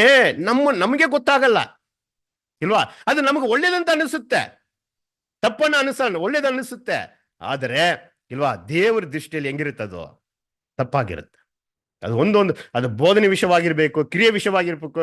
ದೇವರು ಇಡಿಸಿದಂತ ವಿಷಯಗಳು ಯಾವುದಿದೆ ಅದನ್ನ ಪರಿಶೋಧನೆ ಮಾಡ್ಬೇಕು. ನಾವು ನಮ್ಮ ಮೇಲೆ ಇರುವಂತ ಶಾಪ ಯಾವೆಲ್ಲ ಇದಪ್ಪ ಅಂತ ನಾವು ಪರಿಶೋಧನೆ ಮಾಡ್ಬೇಕು. ಸರಿನಾ? ಮಾಡಿದ್ರೆ ಅದು ತೆಗೆದಾಕಿದ್ರೆ ಏನ್ ಮಾಡ್ತೀವಿ? ನಾವು ಈಸಿಯಾಗಿ ಏನ್ ಮಾಡ್ತೀವಿ? ಆ ಪಟ್ಟಣವನ್ನು ಜಯಿಸ್ತೀವಿ. ಯಾವಾಗ ದೇವರ ಮಾತನ್ನ ಕೇಳುವಾಗ, ದೇವರ ವಾಕ್ಯ, ದೇವರ ಮಗನ ಮುಖಾಂತರ ಹೇಳಲ್ಪಟ್ಟ ವಾಕ್ಯಗಳನ್ನು, ಸತ್ಯಗಳನ್ನು ಕೇಳುವಾಗ ಆಟೋಮೆಟಿಕ್ ಏನ್ ಮಾಡ್ತೀವಿ ಅಂತ ನೋಡುವಾಗ ನಾವು ಮಾಡುತ್ತಾ ಇರುವಂತಹ ಪಾಪಗಳನ್ನು ಜಯಿಸಕ್ಕೆ ಆಗುತ್ತೆ ಪ್ರೀತಿಸರು. ಹೇಗಾದ್ರೆ ಈಗ ಇರುವಂತಹ ಪಾಪಗಳು ಹೆಂಗಿದೆ ಅಂದ್ರೆ, ಯಾವ ರೀತಿ ಪಾಪಗಳಿದೆ? ನಮ್ಮ ಚಿಕ್ಕ ವಯಸ್ಸಲ್ಲೆಲ್ಲ ನಾವೆಲ್ಲ ನಮ್ಮ ತಂದೆ ತಾಯಿ ಹಂಗೆ ಎದುರುವಂತವ್ರು. ಅವ್ರಿಗೆ ಮೀರಿ ನೋಡಿ, ನನಗೆ ಬುದ್ಧಿ ಜ್ಞಾನ ಬಂದಿರೋ ಇದರಲ್ಲಿ ನೋಡುವಾಗ ನನ್ನ ತಂದೆನೇ ಒಂದು ಮಾತು ಬೈದವನಲ್ಲ, ಒಂದು ಮಾತು ಹೇಳ್ದವನಲ್ಲ ನನ್ನ ತಂದೆ. ನಾನು ಸಣ್ಣಪಿಸ್ರೆ ಆ ರೀತಿ ನಮ್ಮ ತಾಯಿಗಳು ಅಷ್ಟು ಚಿಕ್ಕ ವಯಸ್ಸು ಅಷ್ಟೇ ಭಯಪಡ್ಕೊಂಡ್ ಬಂದ್ವಿ. ಸಣ್ಣ ಈಗಿರುವಂತ ಮಕ್ಕಳು ಏನ್ ಮಾಡ್ತಾರೆ? ಈಗಿರುವಂತ ಜನರೇಷನ್ ಹೆಂಗಿದೆ? ಭಯ ಇಲ್ದ್ರೆ ಹೋಗ್ಬಿಟ್ಟಿದೆ. ಸಣ್ಣಪಿಸ್ರೆ ಆ ರೀತಿ ಇದೆ. ಹಂಗಿರುವಾಗ ನಾವು ಹೆಂಗಿರ್ಬೇಕು? ಸತ್ಯ ಮಕ್ಕಳಾಗಿರುವಂತವರು ಒಂದೊಂದು ದಿನವನ್ನು ಏನ್ ಮಾಡ್ಬೇಕಂದ್ರೆ ಆ ಪಾಪದ ಸ್ವಭಾವಗಳನ್ನ ಏನ್ ಮಾಡ್ಬೇಕು? ನಾವು ಜಯಿಸ್ಬೇಕು. ಜಯಿಸುವಾಗದ ಏನ್ ಮಾಡ್ತಾರೆ? ಇದು ಯೆಹೋಶುವನು ಅದನ್ನ 8ನೇ ಜಯಿಸ್ತಾರೆ. ಜಯಿಸಿದ ಬಂದ ಮೇಲೆ ದೇವ್ರು ಏನ್ ಮಾಡ್ತಾರೆ ಅಂದ್ರೆ, ಯೆಹೋಶುವನಿಗೆ ಜಯಿಸಿ ಬಂದ ಮೇಲೆ ಒಂದು ಯಜ್ಞವೇದಿ ಕಟ್ಟಕ್ಕೆ ಹೇಳ್ತಾರೆ. ಅದೇ ಸರ್, ಯಾರಿಗೆ? ಜೋಶುವನ ಹತ್ರ ಮಾತಾಡ. ಅದು ಓದೋಣ ಈಗ. ಅಲ್ಲಿನೂ ಸ್ವಲ್ಪ ಪಾಠಗಳು ನಾವು ನೋಡೋಣ, ಕಲಿಯಂತ ಕೆಲವು ವಿಷಯಗಳನ್ನ. ಸರಿಯಾ? ನಾವು ಟೈಪ್ ಆಂಟಿ ಟೈಪು ನಾವು ಏನು ಡಾಕ್ಟ್ರಿನ ಏನು ಮಾತಾಡಲ್ಲ. ಇಲ್ಲಿ ಡಾಕ್ಟ್ರಿನ ಮಾತಾಡುವಂತ ಸರ್ವಿಸ್ ಅಲ್ಲ.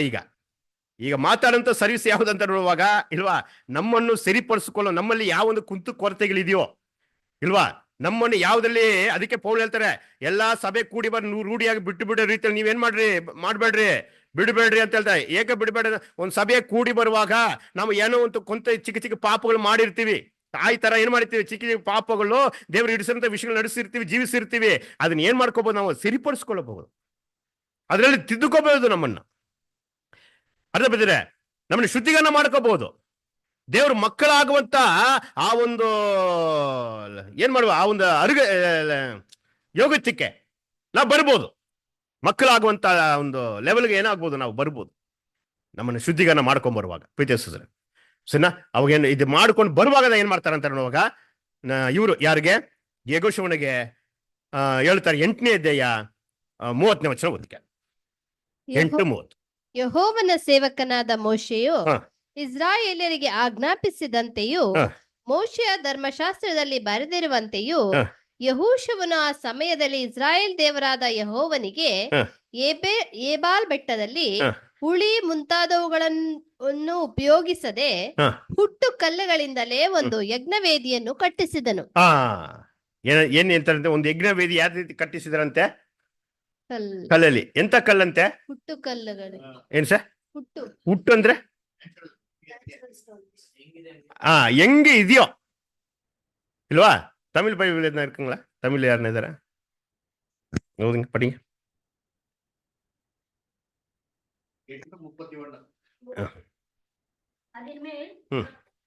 இல்ல 30 படிங்க சார், 30 படிங்க. 30. ம். ம். ஆ. ஆ. ஆ. ம். ம். ம். ம். இஸ்ரவேலில் பிறந்தவர்களும் ம். கர்த்தருடைய உடன்படிக்கை பெட்டியை ஆ. சுமக்கிற லேவியரான ஆசாரியருக்கு முன்பாக பெட்டிக்கு இல்ல சார், 8வது அதிகாரம் 30வது வசனம். ஜோஷுவா 8:30. நீங்க வேற ஏதோ படிக்கிறீங்க. யோசுவா ஆ. கர்த்தரின் தாசனாகிய மோசே ஆ. இஸ்ரவேலருக்கு கட்டளையிட்டபடியும் ஆ. மோசேயின் நியாயப்பிரமாண புஸ்தகத்தில் எழுந்திருக்கிறபடியும் ஏபா பர்வதத்தில் ம். இஸ்ரவேலின் தேவனாகிய ம். கர்த்தருக்கு ம். இருப்பதாயும் படாத இரும்பு ஆயுதம் படாத. சரிங்களா? ಹಂಗಂದ್ರೆ ಕಬ್ಬುಣ ಟಚ್ ಆಗಿದ್ರೆ ಕಬ್ಬುಣ ಟಚ್ ಆಗಿದ್ರೆ ಮುಳು ಕರ್ಕಲ್. ಹಂಗಂದ್ರೆ ಇಲ್ಲಿ ಏನ ಕನ್ನಡದಲ್ಲಿ ಹೆಂಗ ಇದಾರೆ ಸರ್? ಉಳಿ ಮುಂತಾದವುಗಳನ್ನು ಉಪಯೋಗಿಸದೆ ಹುಟ್ಟು ಕಲ್ಲುಗಳಿಂದಲೇ. ಹುಟ್ಟು ಕಲ್ಲುಗಳ, ಅದು ಎಲ್ಲಿಂದ ಜೈಂಟ್ ಇಲ್ಲ, ಯಾವ್ದೋ ಬಣ್ಣಗಳನ್ನ ಒಡೆದು ತೆಗೆದಿರೋ ಕಲ್ಲಲ್ಲ ಅದು. ಅದು ಹೆಂಗಂದ್ರೆ ಅಲ್ಲಿ ಚಿಕ್ಕ ಚಿಕ್ಕ ಬೆಟ್ಟಗಳಲ್ಲಿ ನೋಡುವಾಗ ಅಲ್ಲಿ ಚಿಕ್ಕ ಚಿಕ್ಕ ಕಲ್ಲುಗಳೆಲ್ಲ ಇರುತ್ತಲ್ಲ, ಸರಿನಾ? ಅದನ್ನ ಹಂಗೆ ತಗೊಂಬಂದು ಮುಳುಕಲ್ಲು ಅಂದ್ರೆ ಕನ್ನಡದಲ್ಲಿ ಹೆಂಗೆ ಮುಳುಕಲ್ಲಕ್ಕೆ ಏನ್ ಹೇಳ್ತಾರೆ ಕನ್ನಡದಲ್ಲಿ? ಪೂರ್ತಿಯಾಗಿರುವಂತ ಕಲ್ಲು ಒಂದು. ಅಂತ ಕಲ್ಲುಗಳನ್ನ ತಂದು ಏನ್ ಮಾಡ್ಬೇಕಂದ್ರೆ ಅದು ಎಲ್ಲಿಂದ ಒಡೆದೋ ಇಲ್ಲ ಅದು ಸಿಸಲಿಂಗ್ ಮಾಡಿಯೋ ಏನ್ ಮಾಡ್ಬಾರ್ದು ಅದನ್ನೇ. ಅದು ಒಂದು ಚಿಕ್ಕ ಚಿಕ್ಕ ಒಂದು ಕಲ್ಲುಗಿರುತ್ತೆ ನೋಡಿದ್ರ, ಅಂತ ಕಲ್ಲುಗಳ ತಂದು ಏನ್ ಮಾಡ್ಬೇಕಂತ ನೀನು ಯಜ್ಞ ವೇದಿನ ಒಂದು ಕಟ್ಟು. ಆ ಕಲ್ಲು ಮೇಲೆ ಏನ್ ಮಾಡ್ಬಾರ್ದಂತೆ? ಆ ಕಲ್ಲು ಮೇಲೆ ಏನು ಟಚ್ ಆಗ್ಬಾರ್ದಂತೆ? ಉಳಿ ಕಬ್ಬುಣದ ಇರುವಂತ ಟೂಲ್ಸ್ ಇದಲ್ವಾ, ಆಯುಧಗಳು. ಆ ಆಯುಧಗಳು ಏನ್ ಮಾಡ್ಬಾರ್ದು? ಅದು ಟಚ್ ಆಗಿರ್ಬಾರ್ದು. ಚೆನ್ನಾಗಿ ಅರ್ಥ ಮಾಡ್ಕೊಳ್ಬಿದ್ದು ಸರ್. ಅಂತ ಕಲ್ಲುಗಳ ತಂದು ಏನ್ ಮಾಡಿ ನನಗೆ ಒಂದು ಯಜ್ಞ ವೇದಿಯನ್ನು ಕಟ್ಟಿ ಅಂದ್ಬಿಟ್ಟು. ಚೆನ್ನಾಗಿ ಅರ್ಥ ಮಾಡ್ಕೊ, ಸರಿಯಾ? ಆ ಯಜ್ಞ ವೇದಿ ಕಟ್ಟಿದ ಮೇಲೆ ಏನಾಗುತ್ತೆ ನೋಡಿ, ಓದಿಷ್ಟ. ಈಗ ಜನರು ಅದರ ಮೇಲೆ ಯೆಹೋವನಿಗೆ ಸರ್ವಾಂಗ ಹೋಮಗಳನ್ನು ನೋಡಿ, ಜನರು ಏನ್ ಮಾಡ್ಬೇಕಂದ್ರೆ ಅದ್ರ ಮೇಲೆ ಸರ್ವಾಂಗ ಹೋಮಗಳು, ಆ ಯಜ್ಞ ವೇದಿದ ಮೇಲೆ ಏನ್ ಮಾಡ್ಬೇಕಂದ್ರೆ ಸರ್ವಾಂಗ ಹೋಮಗಳು, ಒಂದು ಸಮಾಧಾನದ ಯಜ್ಞಗಳು ಸಮರ್ಪಿಸಿದರು, ಸಮರ್ಪಣೆ ಮಾಡದಂತೆ. ಸರಿ, ಇನ್ನೊಂದು ಪಾಯಿಂಟ್ ಇದೆ, ಓದ್ಬಿಡಿ ಸಂಗೆ. ಯೆಹೋಶುವನು ಅಲ್ಲಿದ್ದ ಕಲ್ಲುಗಳ ಮೇಲೆ, ಯೆಹೋಶುವನು ಅಲ್ಲಿರಂತ ಕಲ್ಲುಗಳು, ಯಾವ ಕಲ್ಲುಗಳು? ಆ ಯಜ್ಞವೇದಿ ಕಟ್ಟಿದಾರಲ್ಲ ಆ ಕಲ್ಲು ತಾನೆ. ಆ ಕಲ್ಲುಗಳ ಮೇಲೆ ಜನರೆಲ್ಲರ ಸಮಕ್ಷಮದಲ್ಲಿ ಮೋಶೆ ಧರ್ಮಶಾಸ್ತ್ರದ ಒಂದು ಪ್ರತಿಯನ್ನು ಬರೆದನು. ಅದ್ರ ಮೇಲೆ ಏನ್ ಮಾಡಿದ ಅಂದ್ರೆ ನ್ಯಾಯ ಪ್ರಮಾಣ ಧರ್ಮಶಾಸ್ತ್ರದಂತ ವಿಷಯಗಳನ್ನು ಏನ್ ಮಾಡಿದ ಅದ್ರಲ್ಲಿ ಬರ್ದಿದಾರಂತೆ. ಆ ಕಲ್ಲು ಮೇಲೆ, ಒಂದು ಕಲ್ಲು ಮೇಲೆ, ಎಲ್ಲ ಕಲ್ಲು ಮೇಲೆನಾ? ಅಲ್ಲಿದ್ದ ಕಲ್ಲುಗಳ ಮೇಲೆ. ಅಲ್ಲಿದ್ದ ಕಲ್ಲುಗಳು, ಆ ಯಜ್ಞವೇದಿ ಕಟ್ಟಿದಾರಲ್ವಾ, ಆ ಕಲ್ಲುಗಳ ಮೇಲೆ ಏನ್ ಮಾಡಿದಂತೆ ದೇವರು ಮೋಸೆ ಮುಖಾಂತರ ಕೊಡಲ್ಪಟ್ಟಿರುವಂತ ಆ ಧರ್ಮಶಾಸ್ತ್ರದಲ್ಲಿ ಏನ್ ವಿಷಯಗಳಿದೆಯೋ ಎಲ್ಲ ಅದು 613 ಬರೆಯಕ್ಕಾಗಲ್ಲ. ಮುಖ್ಯವಾಗಿ ಯಾವ ಒಂದು ವಿಷಯನ ಬರೆಯಕ್ಕೆ ಹೇಳ್ತಾರೆ ಅದು ಬರೆಸ್ತಾರಲ್ಲಿ, ಸರಿನಾ? ಆದ್ರೆ ಧರ್ಮಶಾಸ್ತ್ರದಲ್ಲಿ ಇರುವಂತ ವಿಷಯಗಳನ್ನು ಅದರಲ್ಲಿ ಏನ್ ಮಾಡಿ ಕೆತ್ತನೆಯಾಗಿ ಆ ಕಟ್ಟಿರುವಂತ ಆ ಕಲ್ಲು ಮೇಲೆ ನೀ ಕೆತ್ತಪ್ಪ, ಬರೆದು ಬಿಡಪ್ಪ ನೀನು, ಅದನ್ನ ಏನ್ ಮಾಡ್ತಾ ಹೇಳ್ತಾರೆ. ಚೆನ್ನಾಗಿದೆ, ಓದಿಷ್ಟ. ಎಲ್ಲಾ ಇಸ್ರಾಯೇಲ್ಯರು ಅಂದರೆ ಹಿರಿಯರು, ಹ. ಅಧಿಕಾರಿಗಳು, ನ್ಯಾಯಾಧಿಪತಿಗಳು, ಅನ್ಯ ದೇಶಸ್ಥರು, ಹ್ಮ್. ಸ್ವದೇಶಸ್ಥರು ಹ್ಮ್. ಯೆಹೋವನ ಒಡಂಬಡಿಕೆಯ ಮಂಜೂಷದ ಹ. ಎಡ ಬಲಗಡೆಗಳಲ್ಲಿ ಹ. ಅದನ್ನು ಹೊತ್ತ ಲೇವಿಯರಾದ ಯಾಜಕರ ಎದುರಾಗಿ ನಿಂತುಕೊಂಡರು. ನಿಂತುಕೊಂಡ್ರೆ ಆಯ್ತು, ಸಾಕಿರಷ್ಟೇ, ಸರಿಯಾ? ಇವಾಗ ಇಲ್ಲಿ ಇಲ್ಲಿ ಇಲ್ಲಿ ಏನ್ ಮಾಡಿದ್ದಾರೆ ಒಂದು ವಿಷಯ. ಫಸ್ಟ್ ಏನ್ ಹೇಳಿದೀನಿ, ಆ ಎರಿಕೋನಿ ಜಯಿಸಿ ಬಂದ್ರು, ಕಾಯಿನ ಜಯಿಸಿ ಸೋತೋದ್ರು.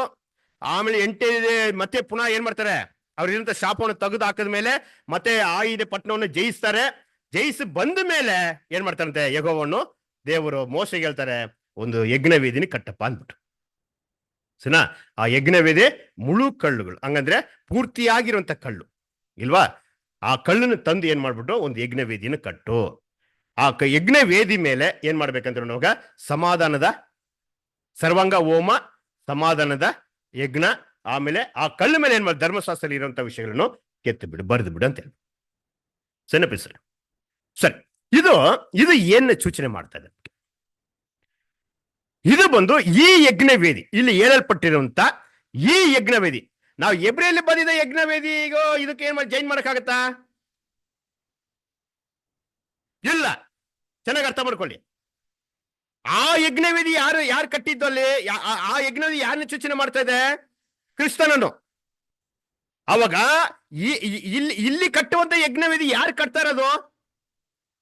ಯೆಹೋಶುವನು ಕಟ್ತಾ ಇರೋದು. ಚೆನ್ನಾಗಿ ಅರ್ಥ ಮಾಡಿ. ಅವು ಯೆಹೋಶುವನು ಈ ಯಜ್ಞವೇದಿನ ಕಟ್ತಾ ಇದಾರಂದ್ರೆ ಸರಿನಾ? ಅವು ಇಲ್ಲಿ ಯೆಹೋಶುವನು ಬರ್ತಾರೆ, ಅವನ ಯಜ್ಞವೇದಿ ಒಂದು ಬರುತ್ತಾ ಇದೆ. ಅವಾಗ ಇದು ಎರಡು ಇಲ್ಲಿ ಬರೋದು ನೋಡುವಾಗ ಅವಾಗ ಎಬ್ರಿಯರಲ್ಲಿ ಬರೆದ ಯಜ್ಞವೇದಿಕೆ ಇದಕ್ಕೇನಿಲ್ಲ, ಕಲೆಕ್ಷನ್ ಇಲ್ಲ. ಸರಿ, ಅದು ಯಜ್ಞವೇದಿ ಏನಂತ ನಿಮಗೆ ತಿಳ್ಕೊಳ್ಬೇಕಂತಾನೆ ಅಲ್ಲಿ ಎಬ್ರಿಯದಲ್ಲಿ ಓದಿಸಿದ್ದು, ಅದು ಕ್ರಿಸ್ತನ ಸೂಚನೆ ಆಗಿದೆ. ಆದ್ರೆ ಇಲ್ಲಿ ಕಟ್ಟಿರುವಂತ ಯಜ್ಞವೇದಿ ಏನೇ ಸೂಚನೆ ಮಾಡ್ತಾ ಇದೆ ಹೇಳಿ ಬೇದಿಷ್ಟ? ಇಲ್ಲಿ ಕಟ್ಟಲ್ಪಟ್ಟಿರೋ ಯಜ್ಞವೇದಿ ಯಾರನ್ನ ಸೂಚನೆ ಮಾಡುತ್ತೆ ಅಂತ ನೋಡುವಾಗ ಸಭೆಯನ್ನು. ಚೆನ್ನಾಗಿ ಅರ್ಥ ಮಾಡಿ. ಇಲ್ಲಿ ಯೆಹೋಶುವನ ಮುಖಾಂತರ ಕಟ್ಟಲ್ಪಟ್ಟಿರುವಂತ ಯಜ್ಞವೇದಿ ಬಂದು ಸಭೆಯನ್ನು, ಕ್ರಿಸ್ತನಿಗೆ ಅಂಗಗಳ ಆಗುವಂತವರನ್ನು, ಆ ಪರಲೋಕ ರಕ್ಷಣೆ ಹೊಂದಿಕೊಳ್ಳುವಂತ ಭಕ್ತಾದಿಗಳನ್ನು, 1,44,000 ಜನರನ್ನು ಸೂಚನೆ ಮಾಡದೆ ಈ ಒಂದು ಯಜ್ಞವೇದಿ. ಚೆನ್ನಾಗಿ ಅರ್ಥ ಮಾಡಿ. ಚೆನ್ನ ಈಗ ನಾನು ಅವಾಗ ಹೇಳ್ದಂಗೆ ಈ 1,44,000 ಜನ ಈ 4 ಶಿಷ್ಯರನ್ನು ಜಯಿಸ್ತಾರೆ ಕಟ್ಟ. ಈ 1,45,000 ಜನ ಲೋಕದಲ್ಲಿ ಬರುವಂತ ಚಿಕ್ಕ ಚಿಕ್ಕ ಪಾಪಗಳು ಏನ್ ಮಾಡಿದ್ದಾರೆ? ಜಯಿಸಿದ್ದಾರೆ. ಇವರು ಜಯಿಸಿ ಬಂದಿರುವಂತವ್ರು ಅವ್ರ ಹೃದಯ ಹೆಂಗಾಗಿದೆ? ಈಗ ಶುದ್ಧವಾಗಿದ್ದಾರೆ, ಪ್ಯೂರ್ ಆಗಿದ್ದಾರೆ. ಮುಳು ಕಲ್ಲು ಅಂತ ಹೇಳ್ತಾರಲ್ಲ, ಮುಳು ಕಲ್ಲು ಅಂದ್ರೆ ಏನು? ಕಂಪ್ಲೀಟ್ ಆಗಿರುವಂತ ಕಲ್ಲು. ಆ ಕಂಪ್ಲೀಟ್ ಆಗುವಂತ ಕಲ್ಲು ಇವರು. ಚೆನ್ನಾಗಿ ಅರ್ಥ ಮಾಡ್ಕೊಳ್ಳಿ. ಈ ಯಜ್ಞವೇದಿ ಆಗುವಂತ ಒಂದೊಂದು ಕಲ್ಲು ತೆಗೆದು ಕಟ್ಟಿರೋದು ಅಲ್ಲಿ, ಅದು ಯೆಹೋಶುವನ ತೆಗೆದು ಕಟ್ಟಿರೋಂಥದ್ದು. ಸರಿ. ಅವಾಗ ಈ ಕಲ್ಲುಗಳು ಎಲ್ಲೆಲ್ಲಿ ಇದ್ದಿದ್ದೆ? ಒಂದೇ ಜಾಗದಲ್ಲಿ ಇದ್ದಿರುತ್ತೆ ಈ ಕಲ್ಲು, ಅಲ್ಲೆಲ್ಲಿ ಬಿದ್ದಿರುತ್ತೆ. ಅದು ಯೆಹೋಶುವನು ಏನ್ ಮಾಡ್ತಾರೆ? ಆ ಕಲ್ಲುಗಳನ್ನ ಎಲ್ಲೆಲ್ಲಪ್ಪ ಫುಲ್ ಕಲ್ಲು ಎಲ್ಲೆಲ್ಲಿದೆ ಇಲ್ವಾ? ಹುಡುಕಿ ಏನ್ ಮಾಡಿರ್ತಾರೆ? ತಂದು ಕಟ್ಟಿರ್ತಾರಲ್ಲ ಆ ಯಜ್ಞವೇದಿಯನ್ನು. ಚೆನ್ನಾಗಿ ಅರ್ಥ ಮಾಡ್ಕೊಳ್ಳಿ. ಅದೇ ರೀತಿಯಲ್ಲಿ ಪೀತೇಶ್ವರಿ ಇಡೀ ಲೋಕದಲ್ಲಿ ಮೊದಲನೇ ಸಭೆ ಕಾಲನ ಹಿಡಿದು ಈ 7ನೇ ಸಭೆ ಕಾಲ ಇಲ್ವಾ, ಸುವಾರ್ತಿಗದ ಎಂಡು ಕಾಲ ಇದೆ ಅಲ್ವಾ ಇದು ಇಲ್ವಾ? ಈ ಸುವಾರ್ತೆ ಕಾಲ ಮುಗಿಯ ಕಾಲ 7ನೇ ಸಭೆ ಕಾಲವರೆಗೂ ಇರುವಂತ ಕಲ್ಲುಗಳು ಏನಿದೆ ಎಲ್ಲೆಲ್ಲೋ ಬಿದ್ದಿದೆ. ಚೆನ್ನಾಗಿ ಅರ್ಥ ಮಾಡ್ಕೊಳ್ಳಿ. ಅವ್ರು ಯಾವ ಭಾಷೆಯವರ ಇರಲಿ, ಯಾವ ಜಾತಿಯವರ ಇರಲಿ, ಶ್ರೀಮಂತನಾಗಿರ್ಲಿ ಬಡವನಾಗಿರ್ಲಿ, ಓದಿಲ್ದಿರುವಂತವರಾಗಿರ್ಲಿ, ಸರಿ ಬೇಸ್ರೆ ಎಂತ ಜನರಾಗಿದ್ದರೂ ಸರಿ, ಅವನು ಪಟ್ಟಣದಲ್ಲಿ ಇರುವಂತ ಗ್ರಾಮದಲ್ಲಿ ಇರುವಂತವನಾಗಿರ್ಲಿ, ಯಾವ ಒಂದು ಪ್ಲೇಸ್ ಅಲ್ಲಿ ಇರಲಿ, ಇಲ್ಲ ಕುಪ್ಪೆಯಲ್ಲಿ ಬಿದ್ದಿರುವಂತವನಾಗಿರ್ಲಿ, ಇಲ್ಲ ಮೋರಿಯಲ್ಲಿ ಬಿದ್ದಿರೋ ಎಂತವನಾಗಿದ್ದರೂ ಸರಿ, ಎಂತ ಪಾಪಿಷ್ಠನಾಗಿದ್ದರೂ ಸರಿ, ಸರಿಯಾ?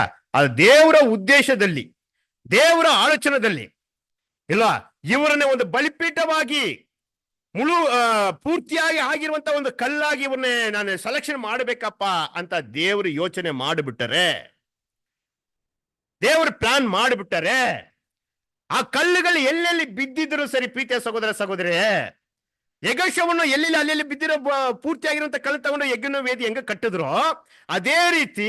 ಯಾಕಂದ್ರೆ ಈ 1,44,000 ಜನರ ಬಗ್ಗೆ ಪೇತ್ರ ಈ ಕಲ್ಲುಗಳಂತ ಪೇತ್ರ ಹೇಳಿದಾರ. ನೀವು ಜೀವವುಳ್ಳ ಕಲ್ಲುಗಳಾಗಿದ್ದೀರಾ ಅಂತ ಹೇಳಲ್ಪಟ್ಟಿದಲ್ಲ ಪೇತ್ರಲ್ಲಿ. ನೀವು ಜೀವವುಳ್ಳ ಕಲ್ಲುಗಳಾಗಿದ್ದೀರಾ. ಈ ಕಲ್ಲುಗಳಿಂದ ಓದ್ತಿರ ತೆಗೆದ್ಬಿಟ್ರ ಫಸ್ಟ್ ಪೀಟ್ರಲ್ಲಿ 2:5. 2:5 ಓದಿ.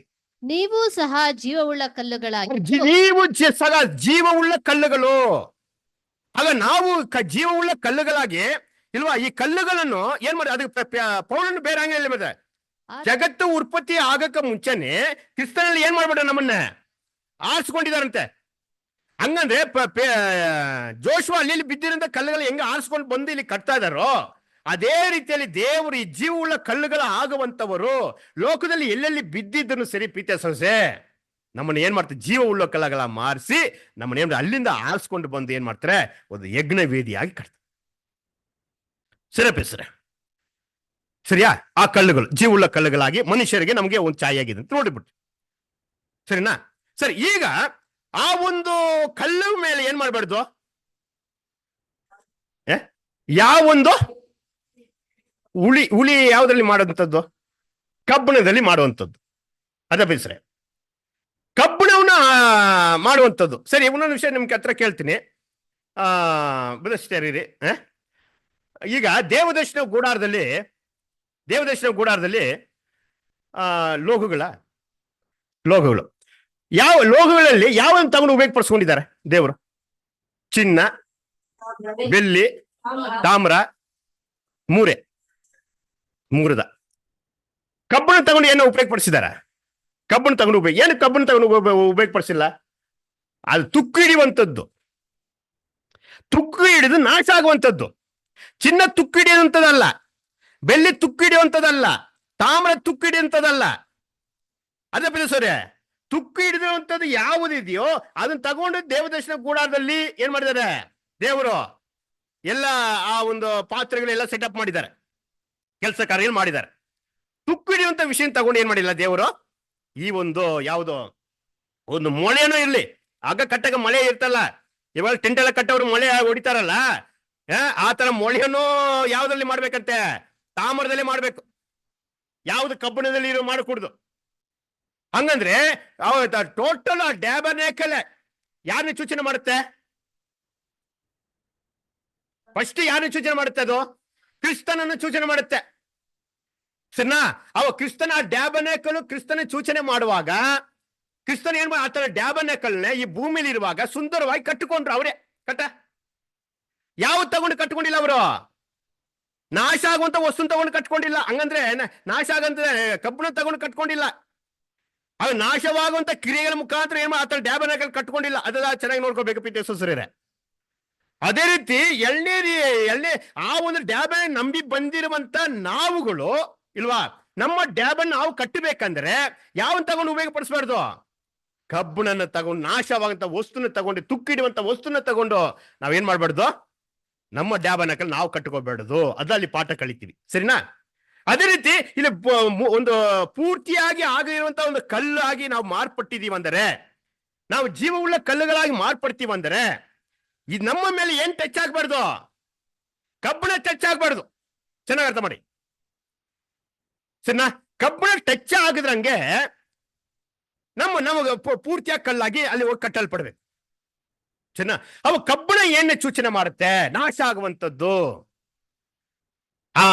ಹಂಗಂದ್ರೆ ನಮ್ಮ ಆತ್ಮಿಕ ಜೀವನವನ್ನು, ನಮ್ಮ ಆತ್ಮಿಕ ಬದುಕನ್ನು, ಸರಿನಾ, ದೇವರಿಗೂ ನಮಗೂ ಇರೋಂಥ ರಿಲೇಶನ್ಶಿಪ್ ಕಟ್ ಮಾಡುವಂಥದ್ದು ಯಾವುದಂತೆ?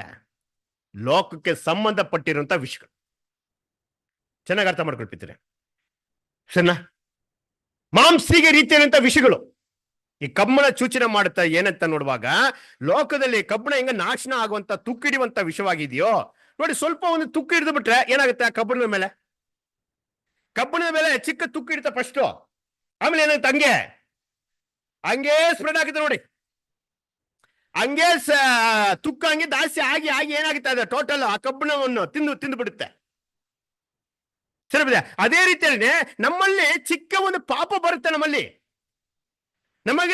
ಚಿಕ್ಕದಾಗಿ ಪಾಪ ಸ್ವಭಾವ ನಮ್ಮಲ್ಲಿ ಬರುತ್ತೆ. ಸರಿಪಡಿಸ್ರೆ ಅದು ಬರುವಾಗ ಏನ್ ಮಾಡ್ಬೇಕಂತ ಅದಕ್ಕೆ ಪೌಲ ಹೇಳ್ತಾರೆ ನೋಡಿ, ನನ್ನಲ್ಲಿ ಪಾಪ ಇಲ್ಲ ಅಂತ ಹೇಳೋದು ಸುಳ್ಳುಗಾರನ ಅಂತಾಗಿದ್ದಾರೆ ಇಲ್ವಾ. ಆದ್ರೆ ನಮ್ಮಲ್ಲಿ ಪಾಪ ಬಂದು ಬಿಡುತ್ತೆ. ಅದು ಏನ್ ಮಾಡ್ಬಿಡಿ, ಅದನ್ನೇ ಅರಿಕೆ ಮಾಡಿ ಬಿಡ್ರಿ ಅಂತ ಹೇಳ್ತಾರೆ.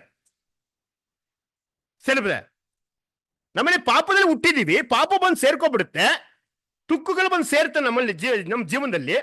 ಅದು ಏನ್ ಮಾಡ್ಬೇಕು, ಅರಿಕೆ ಮಾಡ್ರಿ ದೇವ್ರ ಹತ್ರ. ದೇವರೇ, ನನ್ನಲ್ಲಿ ಈ ತರ ಪಾಪ ಬಂದಿದೆ, ಈ ತರ ಅಶುದ್ಧವಾಗಿರುವಂತ ಕ್ರಿಯೆ ನನ್ನಲ್ಲಿ ಇದೆ, ನಿನಗೆ ಇಡಿಸಿರುವ ವಿಷಯಗಳು ಮಾತಾಡಿದೀನಿ, ನಡೆದಿದ್ದೀನಿ, ಕ್ರಿಯೆಗಳು ಮಾಡಿದೀನಿ, ಜೀವಿಸಿದ್ದೀನಪ್ಪ, ನೋಡಿದ್ದೀನಿ, ಆಲೋಚನೆ ಮಾಡಿದ್ದೀನಿ ನಿಮಗೆ ವಿರೋಧವಾಗಿರುವಂತ ಪಾಪಗಳನ್ನು. ಅದನ್ನ ಏನ್ ಮಾಡಪ್ಪ, ನನ್ನಿಂದ ತೊಲಗಿಸಪ್ಪ, ನೀನು ಸರಿಪಡಿಸಪ್ಪ ನನ್ನನ್ನು ಅಂತ ದೇವ್ರ ಹತ್ರ ಬೇಡ್ರಿ, ಅರಿಕೆ ಮಾಡಿ ಬಿಟ್ಟು ಬಿಡ್ರಿ. ನೀವು ಅವಾಗ ಏನ್ ಸಿಗ್ತೇ, ಏನು ಹೊಂದ್ಕೊಂತೀರಾ? ದೇವರ ಒಂದು ಕರುಣೆಯನ್ನು, ದೇವರ ದಯನ ಏನ್ ಮಾಡ್ತೀರಾ ನೀವು ಹೊಂದ್ಕೊಂತೀರಾ ಅಂತ ಏನ್ ಮಾಡ್ತೀರಾ ಹೇಳಲ್ಪಟ್ಟಿದ್ದು ಪಿತ ಸರ್. ಸರಿನಾ? ಹಂಗಿರುವಾಗ ಇಲ್ಲಿ ಏನ್ ಹೇಳ್ತಾರೆ ನೋಡುವಾಗ, ಆ ಕಬ್ಬಿಣದ ಆ ಕಬ್ಬಿಣದ ಒಂದು ಆಯುಧ ಅಂತ ಹೇಳುವಾಗ ಇಲ್ವಾ, ಆ ತುಕ್ಕಿಡುವಂಥದ್ದು ಹಂಗೆ ಬಿಟ್ಟಿವಂತ ಇಟ್ಕೊಳ್ಳಿ. ಹಂಗೆ ಬಿಟ್ಬಿಟ್ರೆ ಏನಾಗುತ್ತೆ, ನಮ್ಮ ಒಳಗಡೆ ಒಂದು ಪಾಪ ಒಳಗೆ ಬಿಟ್ರೆ ಏನಾಗುತ್ತೆ, ಸ್ವಲ್ಪ ತುಕ್ಕು ನಮ್ಮಲ್ಲಿ ಬಿಟ್ರೆ, ಸ್ವಲ್ಪ ಚಿಕ್ಕ ತಾನಪ್ಪ ಇದು, ಚಿಕ್ಕ ಸುಳ್ಳು ತಾನೆ, ಚಿಕ್ಕ ಆಸೆ ತಾನೆ, ಚಿಕ್ಕ ವಿಷಯ ತಾನೆ, ಆ ಚಿಕ್ಕ ವಿಷಯ ಏನ್ ಮಾಡ್ಬಿಡ್ತಾರೆ ನಮ್ಮನ್ನ ಹಂಗೆ ಸ್ಮೈಲ್ ಮಾಡ್ಬಿಡ್ತದು. ಇದು ದೇವ ದೇಶನ ಕೂಡ ಇನ್ನೊಂದು ವಿಷಯದಲ್ಲಿ ನೋಡ್ಬೋದು. ಇನ್ನೊಂದು ವಿಷಯದಲ್ಲಿ ಆ ದೇವ ದೇಶನ ಗೂಡಾರದಲ್ಲಿ ಮರಗಳನ್ನ ತಗೊಂಡು ಉಪಯೋಗಪಡಿಸಿದ್ರ, ಮರಗಳನ್ನ ಮರ ಏನ್ ಮರ, ಅವನ್ನ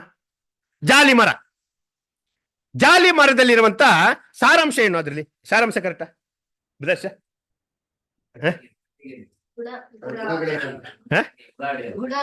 ಗುಣ ಇಲ್ಲ, ಜಾಲಿ ಮರದಲ್ಲಿ ಇರುವಂತ ಗುಣಗಳಿಲ್ಲ ಬದ, ಕ್ಯಾರೆಕ್ಟರ್ ಇಲ್ಲ ಅದು. ಜಾಲಿ ಮರ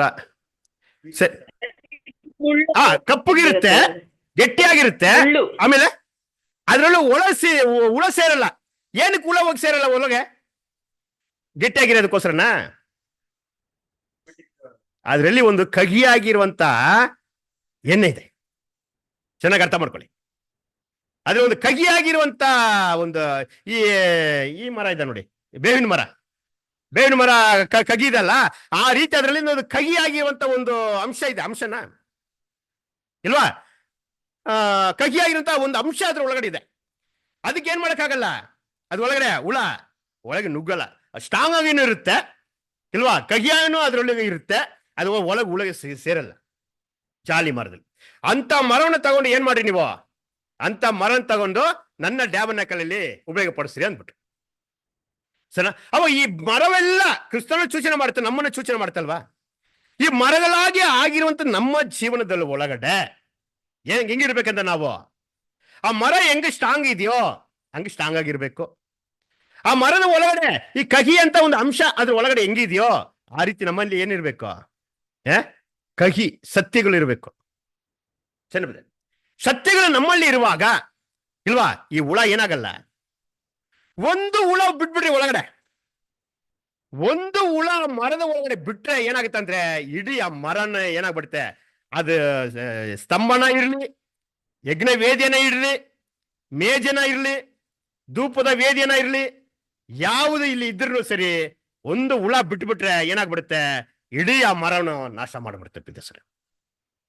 ಅದಕ್ಕೆ ಕಬ್ಬಣಕ್ಕೂ ಅದರಲ್ಲಿ ತುಕ್ಕು ಬಗ್ಗೆನೋ ಇಲ್ಲಿನೋ ಮರದಲ್ಲಿ ಹುಳ ಬಗ್ಗೆನೋ ಏನ್ ಮಾಡುವ ಎಲ್ಲವನ್ನೋ ನಾವು ಕಂಪೇರ್ ಮಾಡಿ ಎಲ್ಲ ಸೇರಿಸಿ ಮಾತಾಡ್ಬೋದು. ಸರಿ, ಇಲ್ಲಿ ಏನ್ ಹೇಳ್ತಿರೋ ಒಂದು ನೋಡಿ, ಒಂದು ಹುಳ ಅಂತ ಹೇಳುವಾಗ ಒಂದು ಎಮ್ಮೆ ನಾನು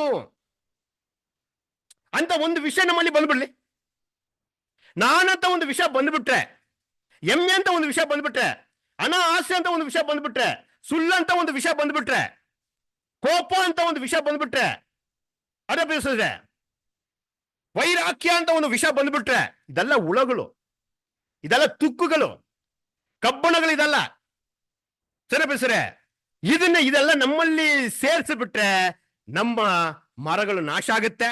ಅದು ಮಾತ್ರವಲ್ಲ, ನಮ್ಮ ಏನು ಕಲ್ಲು ಏನಾಗುತ್ತೆ, ಜೀವವುಳ್ಳ ಕಲ್ಲುಗಳಾಗಿ ಆಗಕ್ಕೋಸ್ಕರ ಬಂದಿರುವಂತ ನಾವುಗಳು ಏನಾಗ್ಬಿಡ್ತೀವಿ ಅಂದ್ರೆ ನಾಶ ಆಗ್ಬಿಡ್ತೀವಿ. ಅರ್ಥ ಬೇಸ್ರೆ? ಹಂಗಿರುವಾಗ ನಮ್ಮಲ್ಲಿ ಒಬ್ಬರು ಪರಿಶೋಧನೆ ಮಾಡ್ಕೋಬೇಕು. ನನ್ನಲ್ಲಿ ಯಾವುದು ತುಕ್ಕು ಹಿಡಿತಾ ಇದೆ, ಯಾವ ಕಬ್ಬಿನ ಆಯುಧವನ್ನು ನನ್ನ ಕಲ್ಲು ಮೇಲೆ ಇಟ್ಟಿದ್ದೀನಿ, ನಾನು ಅದನ್ನ ಟಚ್ ಮಾಡಿದ್ದೀನಿ, ಆ ಟಚ್ ಆಗಕೂಡದಪ್ಪ ನನ್ನ ಜೀವನದಲ್ಲಿ. ಅದು ಟಚ್ ಆಗಿದ್ರೆ ಇರಲ್ಲ, ಟಚ್ ಆಗ್ಬೇಕು. ಪಾಪ ಲೋಕದಲ್ಲಿ ಇದ್ದೀವಿ, ಅದಕ್ಕೆ ಪೌಲ್ ಹೇಳಿದ್ರು, ಅವಾಗ ಹೇಳ್ದಂಗೆ ಅರಿಕೆ ಮಾಡಿ ಬಿಟ್ಬಿಟ್ರಪ್ಪ ಅದನ್ನ ಬಿಡುವಾಗ ಏನ್ ಮಾಡ್ತಾರೆ ದೇವ್ರು, ಅದನ್ನೇ ಕ್ಷಮಿಸ್ತಾರೆ.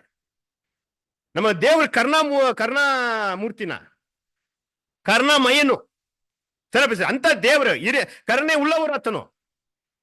ಅರಿಕೆ ಮಾಡಿ ಬಿಡೋಣ ನಮ್ಮಲ್ಲಿರುವಂತ ಕುಂತು ಕೊರತೆಗಳನ್ನು. ಯಾಕಂದ್ರೆ ದೇವ್ ನಮ್ಮನ್ನ ಒಂದು ಜೀವವುಳ್ಳ ಕಲ್ಲುಗಳ ಕರೆದಿದ್ದಾರೆ, ಒಂದು ಯಜ್ಞ ವೇದಿಯಾಗಿ ಹಾಕೋಸ್ಕರ ಕರೆದಿದ್ದಾರೆ. ಆಗ ಈ ಯಜ್ಞ ವೇದಿ ಏನಾಗ್ತಾ ಇದೆ, ಒಂದೊಂದು ಕಲ್ಲು ತಯಾರಾಗಿ ಏನಾಗ್ತದೆ, ಒಂದು ಯಜ್ಞ ವೇದಿ ರೆಡಿ ಆಗ್ತಾ ಇದೆಯಾ? ಮುಗಿದೋಯ್ತಾ ಯಜ್ಞ ವೇದಿ? ಇಲ್ಲ. ಚೆನ್ನಾಗಿ ಅರ್ಥ ಮಾಡ್ಕೊಳ್ಳಿ ಸರ್. ಈ ಯಜ್ಞ ವೇದಿ ಏನಾಗಿಲ್ಲ, ಪೂರ್ತಿಯಾಗಿ ಏನಾಗಿಲ್ಲ ಯಜ್ಞ ವೇದಿ. ಹೆಂಗೆ ಇವರು ಒಂದೊಂದು ಕಲ್ಲನ್ನ ಆರಿಸ್ಕೊಂಡು ಯಜ್ಞ ವೇದಿ ಕಟ್ಟಿದ್ರು, ಅದೇ ರೀತಿ ನಮ್ಮ ಕರ್ತನು ಏನ್ ಮಾಡ್ತಾ ಇದಾರೆ, ಇಡೀ ಲೋಕದಲ್ಲಿ ಏನ್ ಮಾಡ್ತಾರೆ, ಒಂದೊಂದು ಕಲ್ಲುಗಳ ಎಲ್ಲೆಲ್ಲಿ ಇದೆಯೋ ಎಲ್ಲೆಲ್ಲಿ ಬಿದ್ದಿದೆ ಏನ್ ಮಾಡ್ತಾರೆ, ಆರಿಸ್ಕೊಂತ ಇದಾರೆ. ಆರಿಸ್ಕೊಂಡು ಅದು ಶುದ್ಧ ಮಾಡ್ತಾ ಇದಾರೆ. ಆ ಕಲ್ಲು ಆರಿಸೋದ್ಮೇಲೆ ಏನು ಡೆಸ್ಟ್ ಗಿಸ್ಟ್ ಇದ್ದಿರುತ್ತೆ ಇಲ್ವಾ? ಜೋಶ್ವ ತೆಗಿವಾಗ ಆ ಕಲ್ಲುಗಳನ್ನು ಮಣ್ಣಿಗೆಲ್ಲ ಇರುತ್ತೆ, ಅದೆಲ್ಲ ಏನ್ ಮಾಡಿರ್ತಾರೆ ಅವರು, ಅದು ಕ್ಲೀನ್ ಒರೆಸಿರ್ತಾರೆ, ಕ್ಲೀನ್ ಮಾಡಿರ್ತಾರೆ. ಅದೇ ರೀತಿ ನಮ್ಮ ಮೇಲೆ ಡೆಸ್ಟ್ ಇದ್ದಿರುತ್ತೆ. ಲೋಕದ ವಿಷಯ, ಲೋಕದ ಪಾಪಗಳು ಏನಾಗಿರ್ತಾರೆ ಮೇಲೆ ಡೆಸ್ಟ್ ಆಗಿ ಹಿಡಿದಿರುತ್ತೆ. ಅದೇನ್ ಮಾಡ್ತಾರೆ, ಏನ್ ಮಾಡ್ಕೋಬೇಕು, ಅದನ್ನ ಕ್ಲೀನ್ ಮಾಡಿ. ಯಾವ್ದು ನೀರು ತಗೋಬೇಕು, ನೀರು ತಗೊಂಡು ಕ್ಲೀನ್ ಮಾಡ್ಬೇಕು. ಯಾವ ನೀರು ಅಂದ್ರೆ ಸತ್ಯವನ್ನು ತಗೊಂಡು ಏನ್ ಮಾಡ್ಬೇಕು, ನಮ್ಮನ್ನ ಕ್ಲೀನ್ ಮಾಡ್ಕೋಬೇಕು, ಶುದ್ಧೀಕರಣ ಮಾಡ್ಕೋಬೇಕು. ಅರ್ಥ ಮಾಡ್ಕೊಳ್ಳಿ ಪ್ರೀತಿ ಸರ್. ಆವಾಗ ಯಜ್ಞ ವೇದಿಕೆ ಹೋಗಕ್ಕೆ ಸಾಧ್ಯ. ಸರಿಯಾ? ಸರಿ. ಇವಾಗ ಆ ಕಲ್ಲ ಮೇಲೆ ಏನ್ ಬರ್ದ್ರಂತೆ, ಧರ್ಮಶಾಸ್ತ್ರದಲ್ಲಿ ಇರುವಂತ ವಿಷಯಗಳನ್ನ ಬರ್ದ್ರಂತೆ ಆ ಕಲ್ಲದ ಮೇಲೆ, ಆ ಒಂದೊಂದು ಕಲ್ಲು ಮೇಲೆ. ಕರೆಕ್ಟಾ? ಅವಾಗ ಅಲ್ಲಿ ಧರ್ಮಶಾಸ್ತ್ರದಲ್ಲಿ ಇರುವಂತ ವಿಷಯಗಳು ಬರ್ದಿದಂದ್ರೆ ಇಲ್ವಾ? ಈಗ ಆ ಕಲ್ಲುಗಳನ್ನ ನಾವಂದರೆ, ಸರಿವಾ, ಕಲ್ಲುಗಳು ನಾವಂದರೆ ಅವು ಇದರಲ್ಲಿ ಏನ ಬರಿಬೇಕಂತೆ, ಧರ್ಮಶಾಸ್ತ್ರನ ದೇವರು ತನ್ನ ಮಗನ ಮುಖಾಂತರ ಕೊಡಲ್ಪಟ್ಟಿರುವಂತ ಸತ್ಯ ಬೋಧನೆಗಳನ್ನು ಚೆನ್ನಾಗಿ ಅರ್ಥ ಮಾಡ್ಕೊಳ್ಳಿ ಪ್ರೀತಿ ಸೊಸರೆ. ಹಳೆ ಒಡಂಬಡಿಕೆಯಲ್ಲಿರುವಂತಹ ಬೋಧನೆಗಳನ್ನು, ಆಮೇಲೆ ಹೊಸ ಒಡಂಬಡಿಕೆಯಲ್ಲಿ ಬೋಧನೆಗಳನ್ನು, ಅಪೊಸ್ತಲರ ಮುಖಾಂತರ ಕೊಡಲ್ಪಟ್ಟಿರುವಂತಹ ಬೋಧನೆಗಳನ್ನು ಅರ್ಥ ಪ್ರೀತಿಸ್ರೆ. ಅದಕ್ಕೆ ನಮಗೆ ಎಲ್ಲಿದೆ, ನಾವು ಪ್ರಕಟಣೆ ಗ್ರಂಥದಲ್ಲಿ 12ನೇ ಅಧ್ಯಾಯದಲ್ಲಿ 1ನೇ ವಚನದಲ್ಲಿ ಏನು ಓದ್ತೀವಿ, ಒಂದು ಸ್ತ್ರೀ ಇದ್ದಳಂತೆ. ಆ ಸ್ತ್ರೀನ ಏನ್ ಮಾಡ್ತಾರಂತೆ, ಸೂರ್ಯನ ಮೇಲೆ ನಿಂತುಕೊಂಡು ಸೂರ್ಯನ ಧರಿಸಿಕೊಂಡು ಚಂದ್ರಮನ್ ನಿಂತುಕೊಂಡು ಮೇಲೆ 12 ಕಿರೀಟ ಉಳ್ಳ ನಕ್ಷತ್ರ ಇಟ್ಟುಕೊಂಡಿತ್ತು ನೋಡ್ತೀವಲ್ಲ, ಅದ್ರ ಅರ್ಥ ಏನು ನಮಗೆ? ಆ ಸ್ತ್ರೀ ಅಂದ್ರೆ ಸಭೆ. ಅರ್ಥ ಮಾಡ್ಕೊಳ್ಬಿದ್ದೆ ಸರ್. ಆ ಸ್ತ್ರೀ ಅಂದ್ರೆ ಸಭೆ ಯಾವ್ದು ಮಂದಿ ನಿಂತಿದೆ? ಹಾಗಾದ್ರೆ ಹಳೆ ಒಡಂಬಡಿಕೆಯಲ್ಲಿರುವ ಟ್ರೂತ್, ಸರಿನಾ? ಆ ಸೂರ್ಯನ ಅಂದ್ರೆ ಕ್ರಿಸ್ತನ ಮುಖಾಂತರ ಕೊಡಲ್ಪಟ್ಟ ಸತ್ಯದ ಸತ್ಯಗಳು. 12 ನಕ್ಷತ್ರಗಳಂದ್ರೆ ಇಲ್ವಾ, ಅಪೊಸ್ತಲರ ಮುಖಾಂತರ ಕೊಡಲ್ಪಟ್ಟ ಸತ್ಯ ವಾಕ್ಯಗಳು. ಇದನ್ನ ಇಟ್ಟುಕೊಂಡ್ರದ ಏನಾಗುತ್ತೆ ಅಂದ್ರೆ ನಾವು ಒಂದು ಸಭೆಯಾಗ ಸ್ತ್ರೀಯಾಗಿ ಮಾರ್ಪಡ್ತೀವಿ. ಇಂಥ ಸತ್ಯಗಳನ್ನು ಏನ್ ಮಾಡ್ಕೋಬೇಕಂದ್ರೆ ಆ ಕಲ್ಲುಗಳ ಆಗುವಂತವರಲ್ಲಿ ಬರ್ಕೋಬೇಕು, ನಾವು ಬರೆದಿಡ್ಬೇಕು. ನಾವು ದೇವರು ತನ್ನ ಪ್ಲಾನ್ ತನ್ನ ಯೋಜನೆಯಲ್ಲಿ ಏನ್ ಸತ್ಯಗಳು ಕೊಟ್ಟಿದಾರೋ ಅದೆಲ್ಲ ನಮ್ಮ ಏನ್ ಮಾಡ್ಕೋಬೇಕು, ಇಟ್ಕೋಬೇಕು ನಾವು. ಸೆನಪಿಸ್ರೆ ಅದು ಮುದ್ರೆ ಹಾಕೋಬೇಕು ಅದನ್ನೇ. ಆಗ ಮುದ್ರೆ ಹಾಕ್ಬಿಟ್ರೆ ಏನಾಗಲ್ಲ, ಅದು ಹೋಗಲ್ಲ. ಅದು ಬರ್ದ್ರೆ ಅಳ್ಸೋಗ್ಬಿಡುತ್ತೆ, ಅದ ಮುದ್ರೆ ಹಾಕ್ಬಿಟ್ರೆ ಕೆತ್ತನೆ ಮಾಡ್ಬಿಟ್ರೆ ಅಳಿಯಲ್ಲ, ಅದು ಸ್ಟ್ರಾಂಗ್ ನಿಲ್ಲುತ್ತೆ. ಅದೇ ರೀತಿ ನಾವುಗಳು ಏನ್ ಮಾಡ್ಬೇಕಂದ್ರೆ ದೇವರು ತನ್ನ ಮಗನ ಮುಖಾಂತರ ಹೇಳಲ್ಪಟ್ಟ ಸತ್ಯ ವಾಕ್ಯಗಳ ಬೋಧನೆಗಳನ್ನು ಏನ್ ಮಾಡ್ಕೋಬೇಕಂತ ನೋಡುವಾಗ ಮುತ್ರೆಗಳು ಹಾಕೋಬೇಕಂತೆ. ಹಂಗಂದ್ರೆ ನಮ್ಮ ಕಲ್ಲುಗಳಾಗಿರುವಂತ ನಮ್ಮ ಒಳಗಡೆ ಏನ್ ಮಾಡ್ಕೋಬೇಕಂತ ಅದನ್ನೇ ಅದ ನಿರಂತರವಾಗಿ ಇಟ್ಕೋಬೇಕಂತ ಆ ಸತ್ಯಗಳನ್ನು, ಆ ಸತ್ಯ ಬೋಧನೆಗಳನ್ನು ಯಾರು ನಿರಂತರವಾಗಿ ಇಟ್ಟುಕೊಂತಾರೋ ಅವ್ರ ಜೀವನದಲ್ಲಿ ಏನೇ ಒಂದು ಕಷ್ಟ, ಸಂಕಟಗಳು, ಹಿಂಸೆ, ಬಾಧೆ, ತೊಂದರೆಗಳು ಏನೇ ಬಂದ್ರೆ ಏನಾಗಲ್ಲ, ಅವರು ಶೇಕ್ ಆಗಲ್ಲ. ಅವ್ರು ಏನೇ ಹಿಂದೆ ಹೋಗಲ್ಲ, ದೇವ್ರ ಬಿಟ್ಟು ದೂರ ಹೋಗಲ್ಲ. ಪ್ರೀತಿ ಸೋಸ್ರೆ ನೋಡಿ, ನಿಮ್ಮ ಜೀವನದಲ್ಲಿ ನಮ್ಮ ಜೀವನದಲ್ಲಿ ಸರಿ ಇಲ್ವಾ? ನನ್ನ ಜೀವನದಲ್ಲಿ 1993 ನಾನು ಬೈಬಲ್ ಓದೋಕ್ಕೆ ಶುರು ಮಾಡಿದೆ. ಅದು ನಾನು 1990 ಕ್ಲಾಸ್ ಕೇಳಕ್ಕೆ ಶುರು ಮಾಡಿದೆ. ಹಾಗಾದ್ರೆ ಇವಾಗ ಎಷ್ಟು ವರ್ಷ ಆಯ್ತು? 1999 ಅಂದ್ರೆ 26 ಇಯರ್ಸ್. ಇಷ್ಟು ನನ್ನ ಜೀವನ ಸರಿ, ಬ್ರದರ್ ನಾವೆಲ್ಲ ಒಂದೇ ಆಗಿ ಬಂದಿದ್ದು, ಸರಿಯಾ?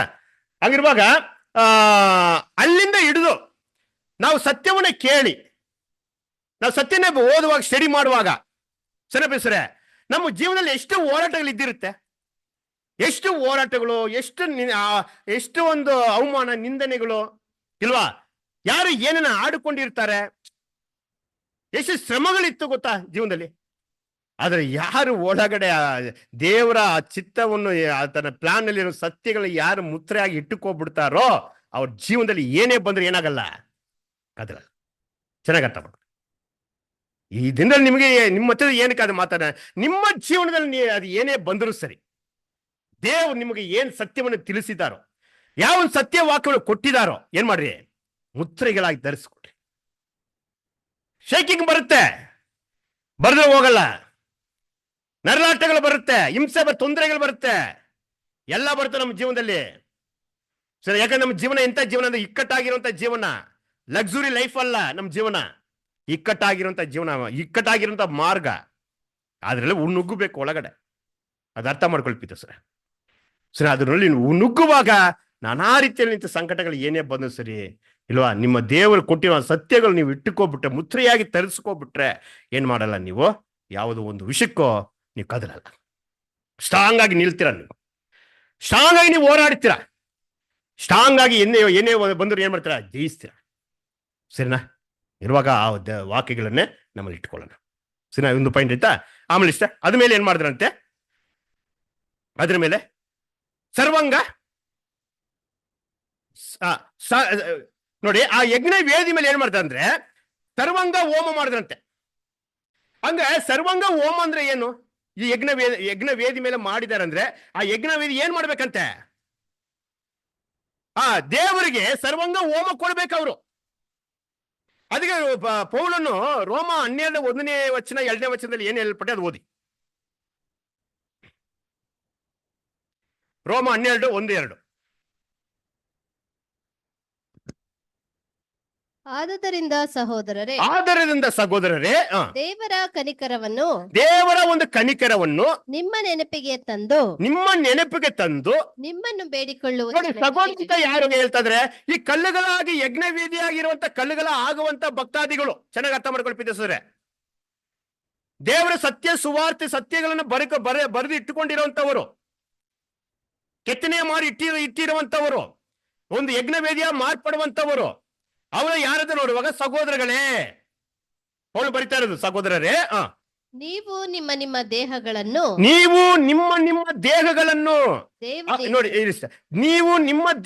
ನಿಮ್ಮ ದೇಹಗಳಂದ್ರೆ ಏನಂತ ನೋಡ್ತೀವಿ? ನಿಮ್ಮ ದೇಹ ಅಂದ್ರೆ ನಮ್ಮ ಜೀವನವನ್ನು, ನಮ್ಮ ಬದುಕನ್ನು, ನಮ್ಮ ಬಾಳನ್ನು, ಸರಿಪಿಸ್ರೆ ಎಲ್ಲವನ್ನು, ನಮಗೆ ಏನೆಲ್ಲ ಸೇರಿದೋ ಎಲ್ಲವನ್ನು ಓದಿ ಸರ್. ದೇವರಿಗೆ ಮೀಸಲಾಗಿ ಮೆಚ್ಚಿಗೆಯಾಗಿ ಇರುವ ಸಜೀವ ಯಜ್ಞವಾಗಿ ಅರ್ಪಿಸಿರಿ ಅಂತ ಹೇಳ್ತಾ ಇದ್ದಾರೆ ಪ್ರೀತಿ ಸಹೋದರರೇ. ನಾವ್ ಏನ್ ಮಾಡ್ಬೇಕಂದ್ರೆ ದೇವರಿಗೆ ಸಜೀವ ಯಜ್ಞವಾಗಿ ಸಮರ್ಪಣೆ ಮಾಡ್ಬೇಕಂತ. ಅಲ್ಲಿ ಸರ್ವಾಂಗ ಹೋಮ ಯಜ್ಞ ವೇದಿ ಮೇಲೆ ಹೆಂಗೆ ಸರ್ವಾಂಗ ಹೋಮ ಮಾಡಿದ್ರು ಆ ರೀತಿ ನಾವು ಏನ್ ಮಾಡ್ಬೇಕಂದ್ರೆ ನೋಡುವಾಗ ಸರ್ವಾಂಗ ಸಜೀವ ಯಜ್ಞವಾಗಿ ಏನ್ ಮಾಡ್ಬೇಕಂತೆ, ನಮ್ಮನ್ನೇ ಅರ್ಪಣೆ ಮಾಡ್ಬೇಕಂತೆ. ಸರಿನಾ? ನಾವ್ ಎಷ್ಟು ಮಾತ್ರಕ್ಕೆ ಸರಿ ಸಜೀವ ಯಜ್ಞ ಅಂದ್ರೆ ಏನು? ಜೀವ ಇರ್ಬೇಕು, ಲೋಕಕ್ಕೆ ಲೋಕದ ವಿಷಯಕ್ಕೆ ಸಾಯ್ಬೇಕು, ಅಣಿತಿಗೆ ಸಾಯ್ಬೇಕು, ಸುಳ್ಳಿಗೆ ಸಾಯ್ಬೇಕು, ಆಸೆಗೆ ಸಾಯ್ಬೇಕು, ಸರಿ, ಲೋಕಕ್ಕೆ ಮೋಗಕ್ಕೆ ಸಾಯ್ಬೇಕು. ಸರಿನಾ? ಇದೆಲ್ಲ ನಾವು ಬಿಡಕ್ಕೆ ಹೆಂಗಿರುತ್ತೆ ನೋಡಿ. ಒಂದೇ ಒಂದು ವಿಷಯ ಹೇಳ್ತೀನಿ ಕೇಳಿ, ಒಂದೇ ಒಂದು ವಿಷಯ ಉದಾಹರಣೆ ಅರ್ಥ ಮಾಡ್ಕೊಳ್ಳಕ್ಕೆ ನೋಡಿ. ಇಡೀ ಲೋಕದಲ್ಲಿ ಸುಳ್ಳು ಹೇಳಿದ್ರೆ ಮನುಷ್ಯನ ಇಲ್ದ್ರೆ ಯಾರನ್ನ ಇದ್ದಾರೆ ಇಲ್ವಾ? ಸುಳ್ಳು ಹೇಳಿದ್ರೆ ಅವ್ರು ಏನ್ ಮಾಡಕ್ಕಾಗಲ್ಲ, ಲೈಫ್ನ ಮಾಡಕ್ಕಾಗದು. ಸರಿನಾ? ಆದ್ರೆ ಸುಳ್ಳುಗೆ ಅವ್ರು ಸತ್ಯ ಕೇಳಿರಂತ ನಾವುಗಳು, ಸತ್ಯ ಮಕ್ಕಳಾಗಿರೋಂಥ ನಾವುಗಳು ಇಲ್ವಾ, ಏನ್ ಮಾಡ್ಬೇಕು ನಾವು? ಸುಳ್ಳು ಮಾತಾಡ್ಬೋದಾ? ಮಾತಾಡ್ಬೋದು. ಅವಾಗ ಅದು ಬಿಡಬೇಕಂದ್ರೆ ಹೆಂಗಿದಂತೆ ಕಷ್ಟವಾಗಿ, ಅದು ಯಜ್ಞ, ಅದ ಸಜ್ಜೀವ ಯಜ್ಞ ಅನ್ನೋದು ಪ್ರೀತಿಯ ಸಹೋದರರೇ.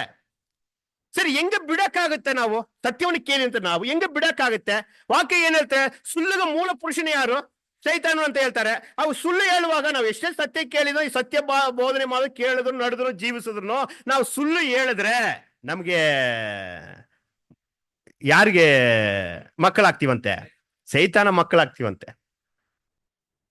ಯಾಕಂದ್ರೆ ಸುಳ್ಳಿಗೆ ಮೂಲ ಪುರುಷನ ಆತನೇ. ನೆನಪಿಸ್ರೆ, ನಮ್ಮ ದೇವರ ಮಗನು ಸತ್ಯಕ್ಕೆ ಮೂಲ ಪುರುಷರು. ಅವರು ನಾವು ದೇವ್ರ ಮಗನು. ಆ ಸುಳ್ಳಿಗೆ ಮೂಲ ಪುರುಷನ ಯಾರು? ಸೈತಾನವನು. ಅವಾಗ ಇದು ಸುಳ್ಳು ಹೇಳಿದ್ರೆ ಜೀವನನೇ ಇಲ್ಲ ಲೋಕದಲ್ಲಿ. ತುಂಬಾ ಕಠಿಣವಾಗಿದೆ, ತುಂಬಾ ಕಷ್ಟವಾಗಿದೆ. ಅವು ಸಜ್ಜೀವ ಯಜ್ಞ ಅಂದ್ರೆ ಏನು? ಇದನ್ನ ಏನ್ ಮಾಡ್ಬೇಕು? ಬಿಡುವಾಗ ಏನಾಗುತ್ತೆ? ತುಂಬಾ ನಷ್ಟ ಆಗುತ್ತೆ. ಕೆಲವುದೆಲ್ಲ ಕಳ್ಕೋಬಹುದು ನಾವು. ಸರಿಪಿದ್ರೆ ಲೋಕದಲ್ಲಿ ಏನ್ ಮಾಡಕ್ಕಾಗಲ್ಲ, ಲಕ್ಸುರಿ ಜೀವಿಸಕ್ಕಾಗಲ್ಲ, ಬದುಕಕ್ಕಾಗಲ್ಲ.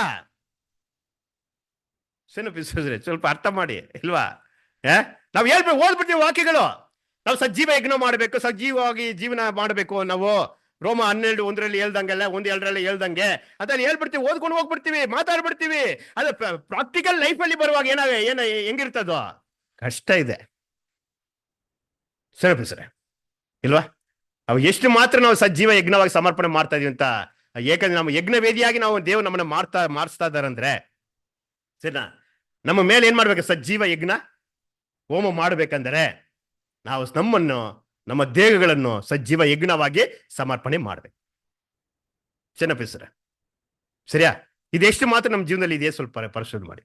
ನೆಕ್ಸ್ಟ್ ಪಾಯಿಂಟ್ ಏನಿದೆ? ನೆಕ್ಸ್ಟ್ ಏನು ಕೊಡ್ಬೇಕಲ್ಲಿ? ಸಮಾಧಾನದ ಯಜ್ಞ ಇಲ್ವಾ? ಈ ಸಮಾಧಾನದ ಯಜ್ಞ ಅಂತ ಇಲ್ವಾಗ, ಈ ಯಜ್ಞ ವೇದಿಯಾಗಿ ಆಗುವಂತವರಿಗೆ ಸಮಾಧಾನ ಇದೆಯಾ? ಇದೆ. ಇದು ಯಾರು ಹೇಳಿದ್ದಾರೆ? ನಮ್ಮ ಕರ್ತನೆ ಹೇಳ್ಬಿಟ್ಟು ಓದ್ಬಿಟ್ಟು ಏನಂದ, ಕೊಡುವ ಸಮಾಧಾನ ನಾನು ಕೊಡಲ್ಲ, ನನ್ನ ಸಮಾಧಾನ ಏನ್ ಮಾಡ್ತೀನಿ ನಿನಗೆ ಕೊಡ್ತೀನಿ ಅಂತ ಹೇಳ್ಬಿಟ್ಟು. ಅವಾಗ ನಮಗೊಂದು ಸಮಾಧಾನ ಇದೆ, ಅದು ಲೋಕದ ಜನರಿಗಿಲ್ಲ.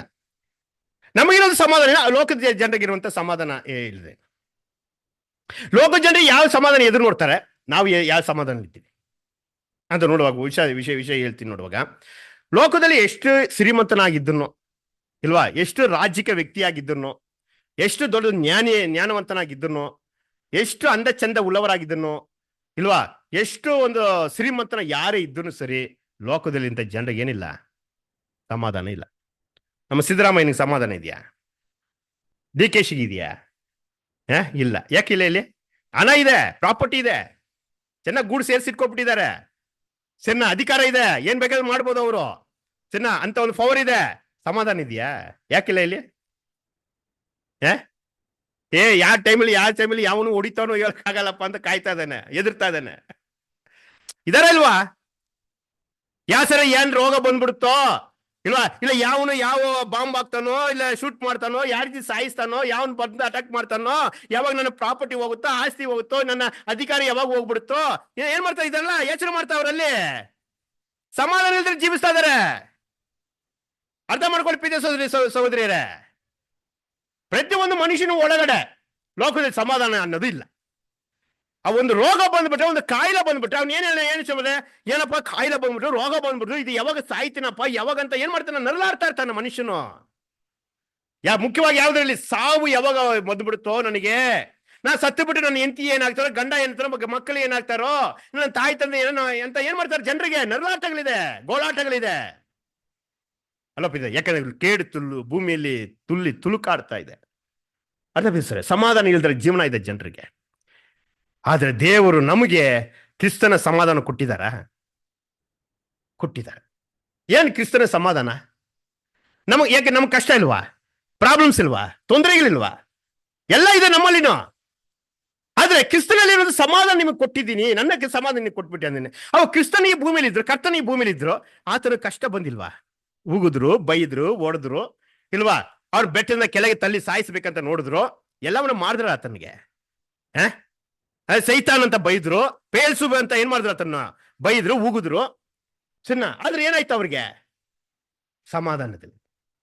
ಚಿನ್ನ ಯಾವ ಸಮಾಧಾನ ಅಂತೆ? ದೇವರ ಸಮಾಧಾನ ಏನು? ಅಂತ ನೋಡುವಾಗ ಪ್ರೀತಿಸೋರೆ, ಇಡೀ ಲೋಕದಲ್ಲಿ ಇರುವಂತ ಸಮಾಧಾನ ಆತನಲ್ಲಿ ಇಲ್ಲ, ಈತನಲ್ಲಿ ಸಮಾಧಾನ ಲೋಕದಲ್ಲಿ ಇಲ್ಲ. ಈತನಲ್ಲಿ ಸಮಾಧಾನ ನಮ್ಮನ್ನು ಕೊಟ್ಟಿದ್ದಾನೆ. ಚೆನ್ನಾಗಿ ಮುಖ್ಯವಾಗಿರುವಂತ ವಿಷಯ ಏನಂತ ನೋಡುವಾಗ ಪ್ರೀತಿಸೋರೆ, ಜನರಿಗೆ ಸಮಾಧಾನ ಒಟ್ಟೋಗಿರೋದು ಯಾವುದರಿಂದ? ಮರಣ ಅಂತ ಭಯ. ಅದರ್ಥ ಮಾಡ್ಕೊಳ್ಳಿ. ಮರಣ ಯಾವಾಗ ಬಂದ್ಬಿಡ್ತೋ ಅಂತ ಏನ್ ಮಾಡ್ತಾರೆ ಜನರು? ಎದುರ್ತಾ ಇದ್ದಾರೆ, ಭಯಪಡ್ತಾ ಇದ್ದಾರೆ, ಸಾವು ಎದುರ್ತಾ ಇದ್ದಾರೆ. ಸರಿನಾ? ಅದರಲ್ಲಿ ಸಮಾಧಾನ ಇಲ್ಲ ಜನರಿಗೆ. ಅದನ್ನ ಕ್ರಿಸ್ತನಿಗೆ ಆ ಸಮಾಧಾನ ಇತ್ತು ಇಲ್ವಾ? ಅಪ್ಪ ನಾನು ಬಂದಿದ್ದು ಏನಕ್ಕೋಸ್ಕರವಾಗಿ? ಸತ್ತಿರುವಂತ ಮನುಷ್ಯನಿಗೆ ಏನ್ ಸಿಗುತ್ತೆ? ಜೀವ ಸಿಕ್ಕಿ ಬರುತ್ತಪ್ಪ ಅಂತ ಆ ಒಂದು ಸಮಾಧಾನ ಆತನು. ಆ ಸಮಾಧಾನ ನಮಗಿದೆಯಲ್ವಾ? ಇಲ್ವಾ? ನಮಗೆ ಕೊಟ್ಟಿದ್ದಾರೆ ದೇವರು ಆ ಸಮಾಧಾನ. ಕ್ರಿಸ್ತನಲ್ಲಿ ಏನ್ ಸಮಾಧಾನ ನಮ್ಗೆ ಕೊಟ್ಟಿದ್ದಾರೆ ನೋಡಿ. ನಮ್ಮ ಜೀವನದಲ್ಲಿ ನಮಗೆ ಕಾಯಿಲೆ ಏನೋ ಬಂದ್ರೆ ಇಲ್ವಾ, ಏನೋ ನಮ್ಮ ಮನೆಯಲ್ಲೋ ಎಲ್ಲೋ ಯಾರೋ ಮಧ್ಯದಲ್ಲಿ ಸತ್ತರ್ನೋ ಏನ್ ಮಾಡ್ತೀವಿ ನಾವು? ಅದನ್ನ ಸ್ವಲ್ಪ ಅಲ್ತೀವಿ, ಕೋಲಾಡ್ತೀವಿ ಅಷ್ಟೇ. ಆಮೇಲೆ ಏನ್ ಮಾಡ್ಕೊಂತೀವಿ ನಾವು? ಸಮಾಧಾನ ಪಡಿಸ್ಕೊಂತೀವಿ. ಹೆಂಗ ಪಡಿಸ್ಕೊಂತೀವಿ? ಇಲ್ಲಪ್ಪ ಅವ್ರು ಸತ್ತು ಎದ್ದು ಬರ್ತಾರಪ್ಪ, ಒಂದು ದೇವ್ರ ಯೋಜನೆ ಇಟ್ಟಿದಾರಪ್ಪ. ಕನ್ನಡ ಸೋಸೆ ಲೋಕದ ಜನರು ಕೇಡಲ್ಲಿ ತುಂಬಿದ್ದಾರೆ. ದೇವ್ರ ಕೇಳನ್ನ ಅನುಮತಿಸ್ಬಿಟ್ಟಿದ್ದಾರೆ. ಏನಕ್ಕೆ ಅನುಮತಿಸಿದ್ದಾರೆ? ಎಲ್ಲರೂ ಒಂದು ಪಾಠನ ಕಲಿಬೇಕಂದ್ರೆ ದೇವ್ರು ಅನುಮತಿಸಿದಾರಪ್ಪ. ನನ್ನ ಜೀವನದಲ್ಲಿನೋ ದೇವ್ರ ಕೇಳನ್ನ ಅನುಮತಿಸಿದ್ದಾರೆ. ನಾನು ಒಂದು ಪಾಠ ಕಲಿಬೇಕು, ಅದು ದೇವ್ರು ನನ್ನ ಜೀವನದಲ್ಲಿ ಅನುಮತಿಸಿದ್ದಾರೆ ಅಂದ್ರೆ ಇದೆಲ್ಲ ಯೋಚನೆ ಮಾಡುವಾಗ ನಮ್ಗೆ ಏನಾಗುತ್ತೆ? ಆಟೋಮೆಟಿಕ್ ಆಗಿ ಕ್ರಿಸ್ತನಲ್ಲಿದೆ ಸಮಾಧಾನ ನಮಗೆ ಬರುತ್ತೆ. ಇದು ಯಾರಲ್ಲಿ ಇಲ್ವೋ, ಇದರಲ್ಲಿ ಯಾರಲ್ಲಿ ಇಲ್ವೋ ಅವ್ರು ನರಳಾಡ್ತಾ ಇರ್ತಾರೆ. ಚೆನ್ನಾಗಿ ಅವ್ರು ನಾವಲ್ಲಿ ಏನ್ ಮಾಡ್ಬೇಕಂದ್ರೆ ಈ ಸಮಾಧಾನ ಯಜ್ಞಗಳನ್ನು ಕೊಡ್ಬೇಕಂತೆ. ಸರಿನಾ? ಅವು ಈ ಸಮಾಧಾನ ಯಜ್ಞಗಳನ್ನ ಕೊಡೋದಂದ್ರೆ ಏನರ್ಥ ನೋಡಪ್ಪ. ನೀವು ನೋಡಿ, ಹೊಸದಾಗಿ ನಾವು ಕ್ಲಾಸ್ ಹೇಳಕ್ ಹೋಗ್ತೀವಿ. ಹೊಸದಾಗಿ ಸತ್ಯವನ್ನು ಯಾರಿಗಂತ ಹೇಳಕ್ ಹೋಗುವಾಗ ಏನ್ ಮಾಡ್ತೀವಿ? ಅವ್ರು ಏನ್ ಮಾಡ್ತಾರೆ? ಸತ್ರೆ ಏನಾಗ್ತೀವೋ ಎಂತ ಆ ಒಂದು ಸಮಾಧಾನ ಹೇಳಿದ್ರೆ, ಇಲ್ಲಪ್ಪ ಎದುರು ಬಿಡ್ರಪ್ಪ, ಏನ್ ಮಾಡ್ತೀವಿ? ಎಲ್ಲ ಸತ್ತೋರಿ ಎದ್ದು ಬರ್ತಾರಪ್ಪ, ಏನ್ ಚಿಂತೆ ಪಡ್ತೀರಾ ಅಂತ ನಾವೇನ್ ಮಾಡ್ತೀವಿ? ನಮ್ಮಲ್ಲಿರೋ ಸಮಾಧಾನವನ್ನು ಅಲ್ಲಿ ಶೇರ್ ಮಾಡುವಾಗ, ಅಲ್ಲಿ ಇನ್ನೊಬ್ರು ತಿಳಿಸುವಾಗ ನಾವು ಸರಿ ಬಸ್ರೆ ಅದನ್ನ ಏನ್ ಮಾಡ್ದಂಗ ಆಗುತ್ತೆ? ಅದು ಯಜ್ಞ, ಸಮಾಧಾನದ ಯಜ್ಞವನ್ನು ಸೆಲ್ಸಿದಂಗ ಆಗುತ್ತೆ. ಚೆನ್ನಾಗಿ ಅರ್ಥ ಮಾಡ್ಕೊಳ್ಳಿ. ಸರಿನಾ? ಸರಿ, ಇದಾಯ್ತಾ? Next point ಓದಿಸ್ರಿ.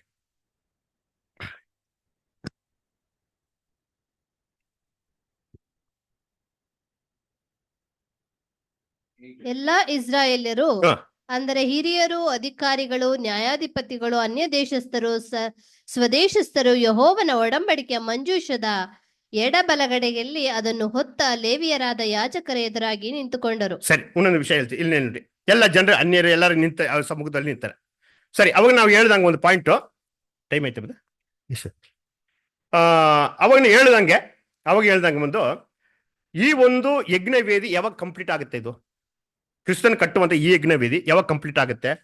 ಸಭೆ ಕಂಪ್ಲೀಟ್ ಆಗುತ್ತೆ, ಅವಾಗ ಈ ಯಜ್ಞವೇದಿ ಕಂಪ್ಲೀಟ್ ಆಗ್ಬಿಡುತ್ತೆ. ಸರಿನಾ? ಅದ್ರ ಮೇಲೆ ಸರ್ವಾಂಗ ಹೋಮ, ಇವರು ಸರ್ವಾಂಗ ಹೋಮವಾಗಿ ಸಮಾಧಾನ ಮಾಡೋದು.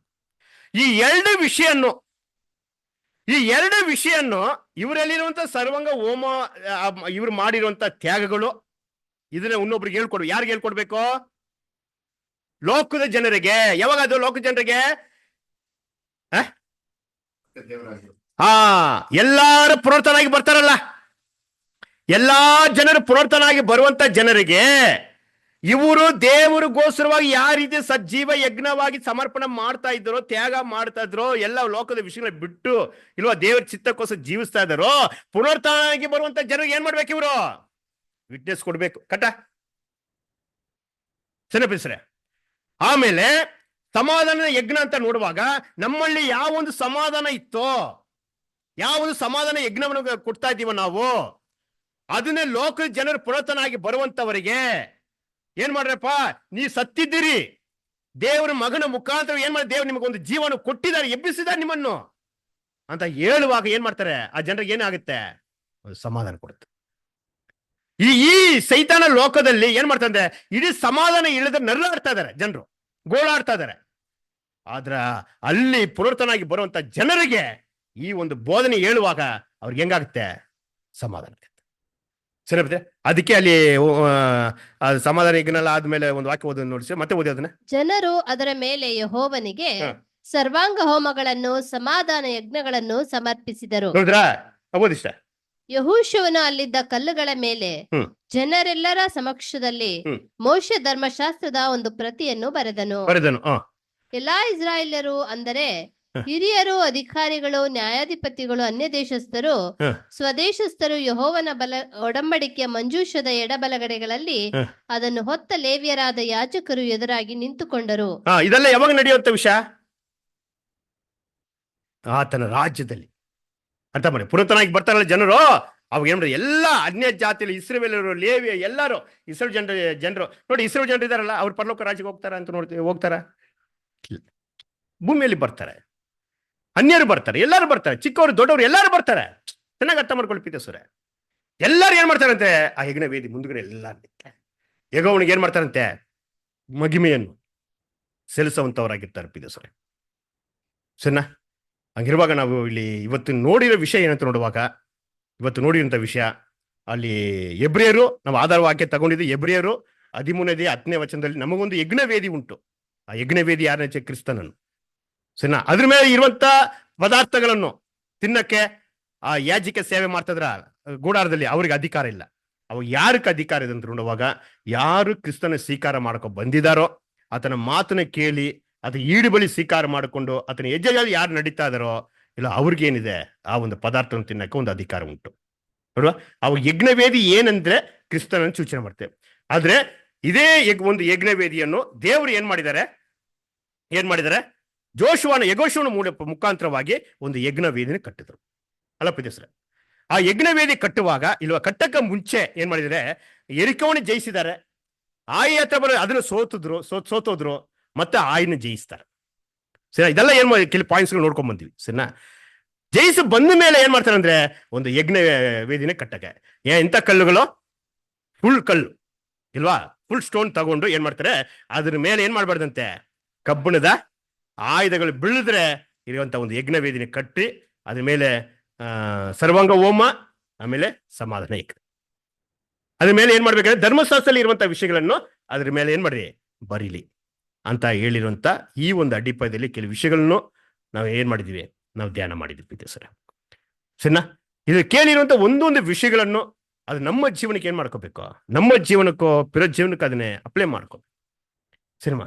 ಬರೀ ನಾವು ಕೇಳೋರು ಮಾತ್ರವಲ್ಲ, ಆ ತಕ್ಕಂಗೆ ನೋಡಿ, ನಮ್ಮ ಕರ್ತನು ಈ ಭೂಮಿಲಿ ಇರುವಾಗ ಎಲ್ಲ ಉಪದೇಶ ಮಾಡ್ಬಿಟ್ಟು ಕಿವೀರವನ್ನು ಕೇಳಿ ಅಂತ. ಅದ್ರ ಅರ್ಥ ಏನು? ಹಂಗಂದ್ರೆ ಕೇಳುವಂತ ವಾಕ್ಯಗಳನ್ನು ಕಿವಿಯಲ್ಲಿ ಕೇಳುವಂತ ವಾಕ್ಯಗಳನ್ನು ಅವನ ಪ್ರತಿದಿನ ಜೀವನದಲ್ಲಿ ಏನ್ ಮಾಡ್ಕೋಬೇಕು, ಅವನು ಅಳವಡಿಸ್ಕೊಳ್ಬೇಕು. ಅದ ಕೇಳಿಲಿ ಅಂತ ಅರ್ಥ.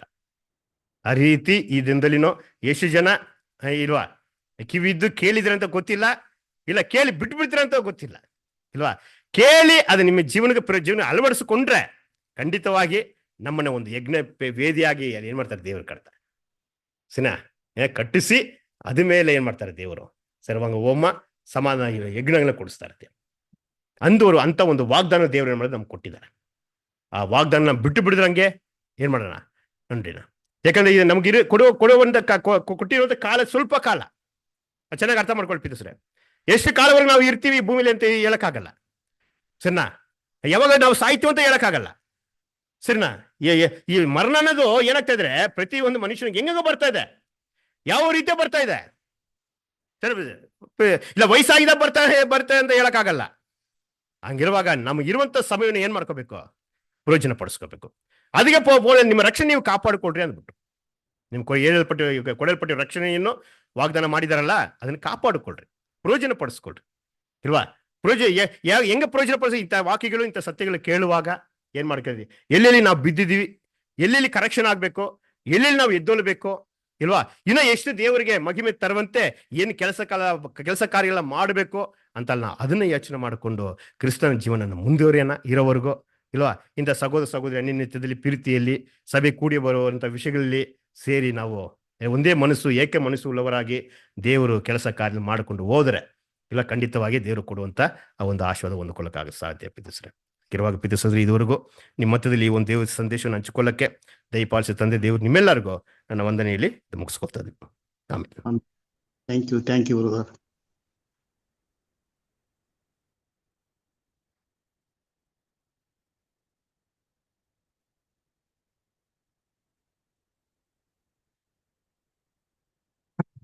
ಕರ್ತನಲ್ಲಿ ಪ್ರೀತಿ ಅಂತ ಸೋದರಿಯರೇ, ನಮ್ಮ ನಡುವೆ ಲೂಕ್ ಬದರು ಏನ್ರಿ ಏನ್ರಿ ಬಲಿಪೀಠದ ಬಗ್ಗೆ ಏನ್ ಮಾಡಿದ್ರು ಮಾತಾಡಿದ್ರು ಅಲ್ವರ.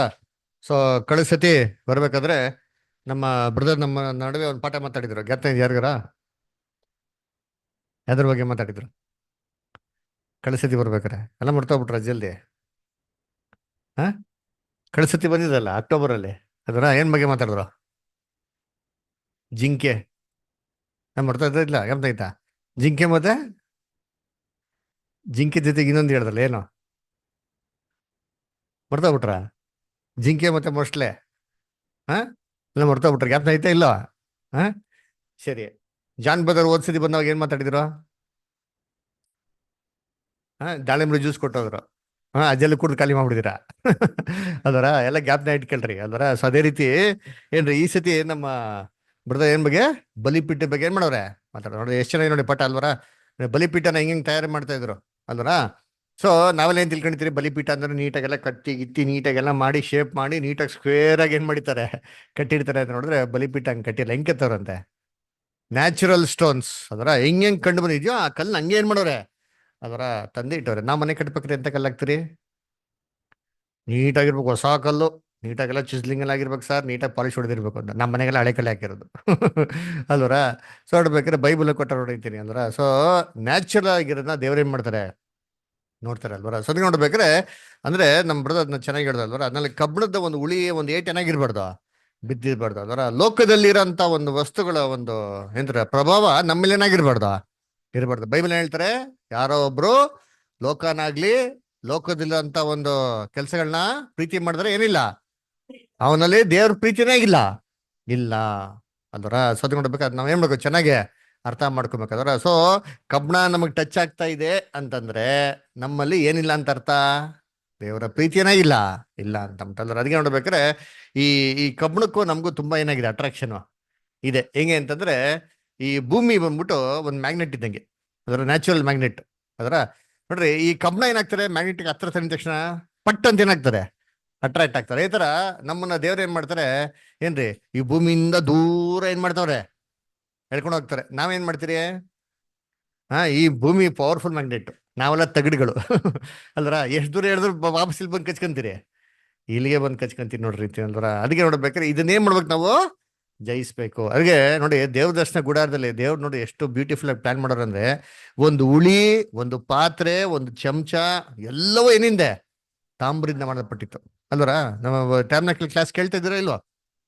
ಪ್ರಯೋಜನ ಆಗ್ತೈತೆ ತಾನೆ ಅದರ. ನೋಡ್ರಿ ಅದ್ರಲ್ಲಿ ಒಂದೊಂದು ಉಳಿ ಕೂಡ ಏನ್ ಮಾಡೋರಂತೆಲ್ಲ ತಾಮ್ರದಿಂದ ಏನ್ ಮಾಡೋರು ದೇವ್ರು ಅಲ್ಲಿ ಮಾಡಲ್ಪಟ್ಟಾರೆ. ಸುತ್ತಿಗೆ ಹೊಡೆಯಂತ ಸುತ್ತಿಗೆ ಹೆಂಗಿರ್ಬೇಕು, ತಾಮ್ರದಿಂದ ಇರ್ಬೇಕು ಅಲ್ವರ. ಹಂಗ್ರೆ ನೋಡ್ಬೇಕ್ರೆ ಒಂದು ಪರಿಪೂರ್ಣವಾಗಿರಂತ ಮನುಷ್ಯನ ಒಂದು ಸ್ವಭಾವಗಳು, ಅದರಿಂದಾನೇ ದೇವ್ರು ಏನ್ ಮಾಡೋದು, ನಮ್ಮನ್ನ ಏನ್ ಮಾಡೋದು ಪರ್ಫೆಕ್ಷನ್ಗೆ ದೇವರು ತರೋದು ಅಲ್ವರ.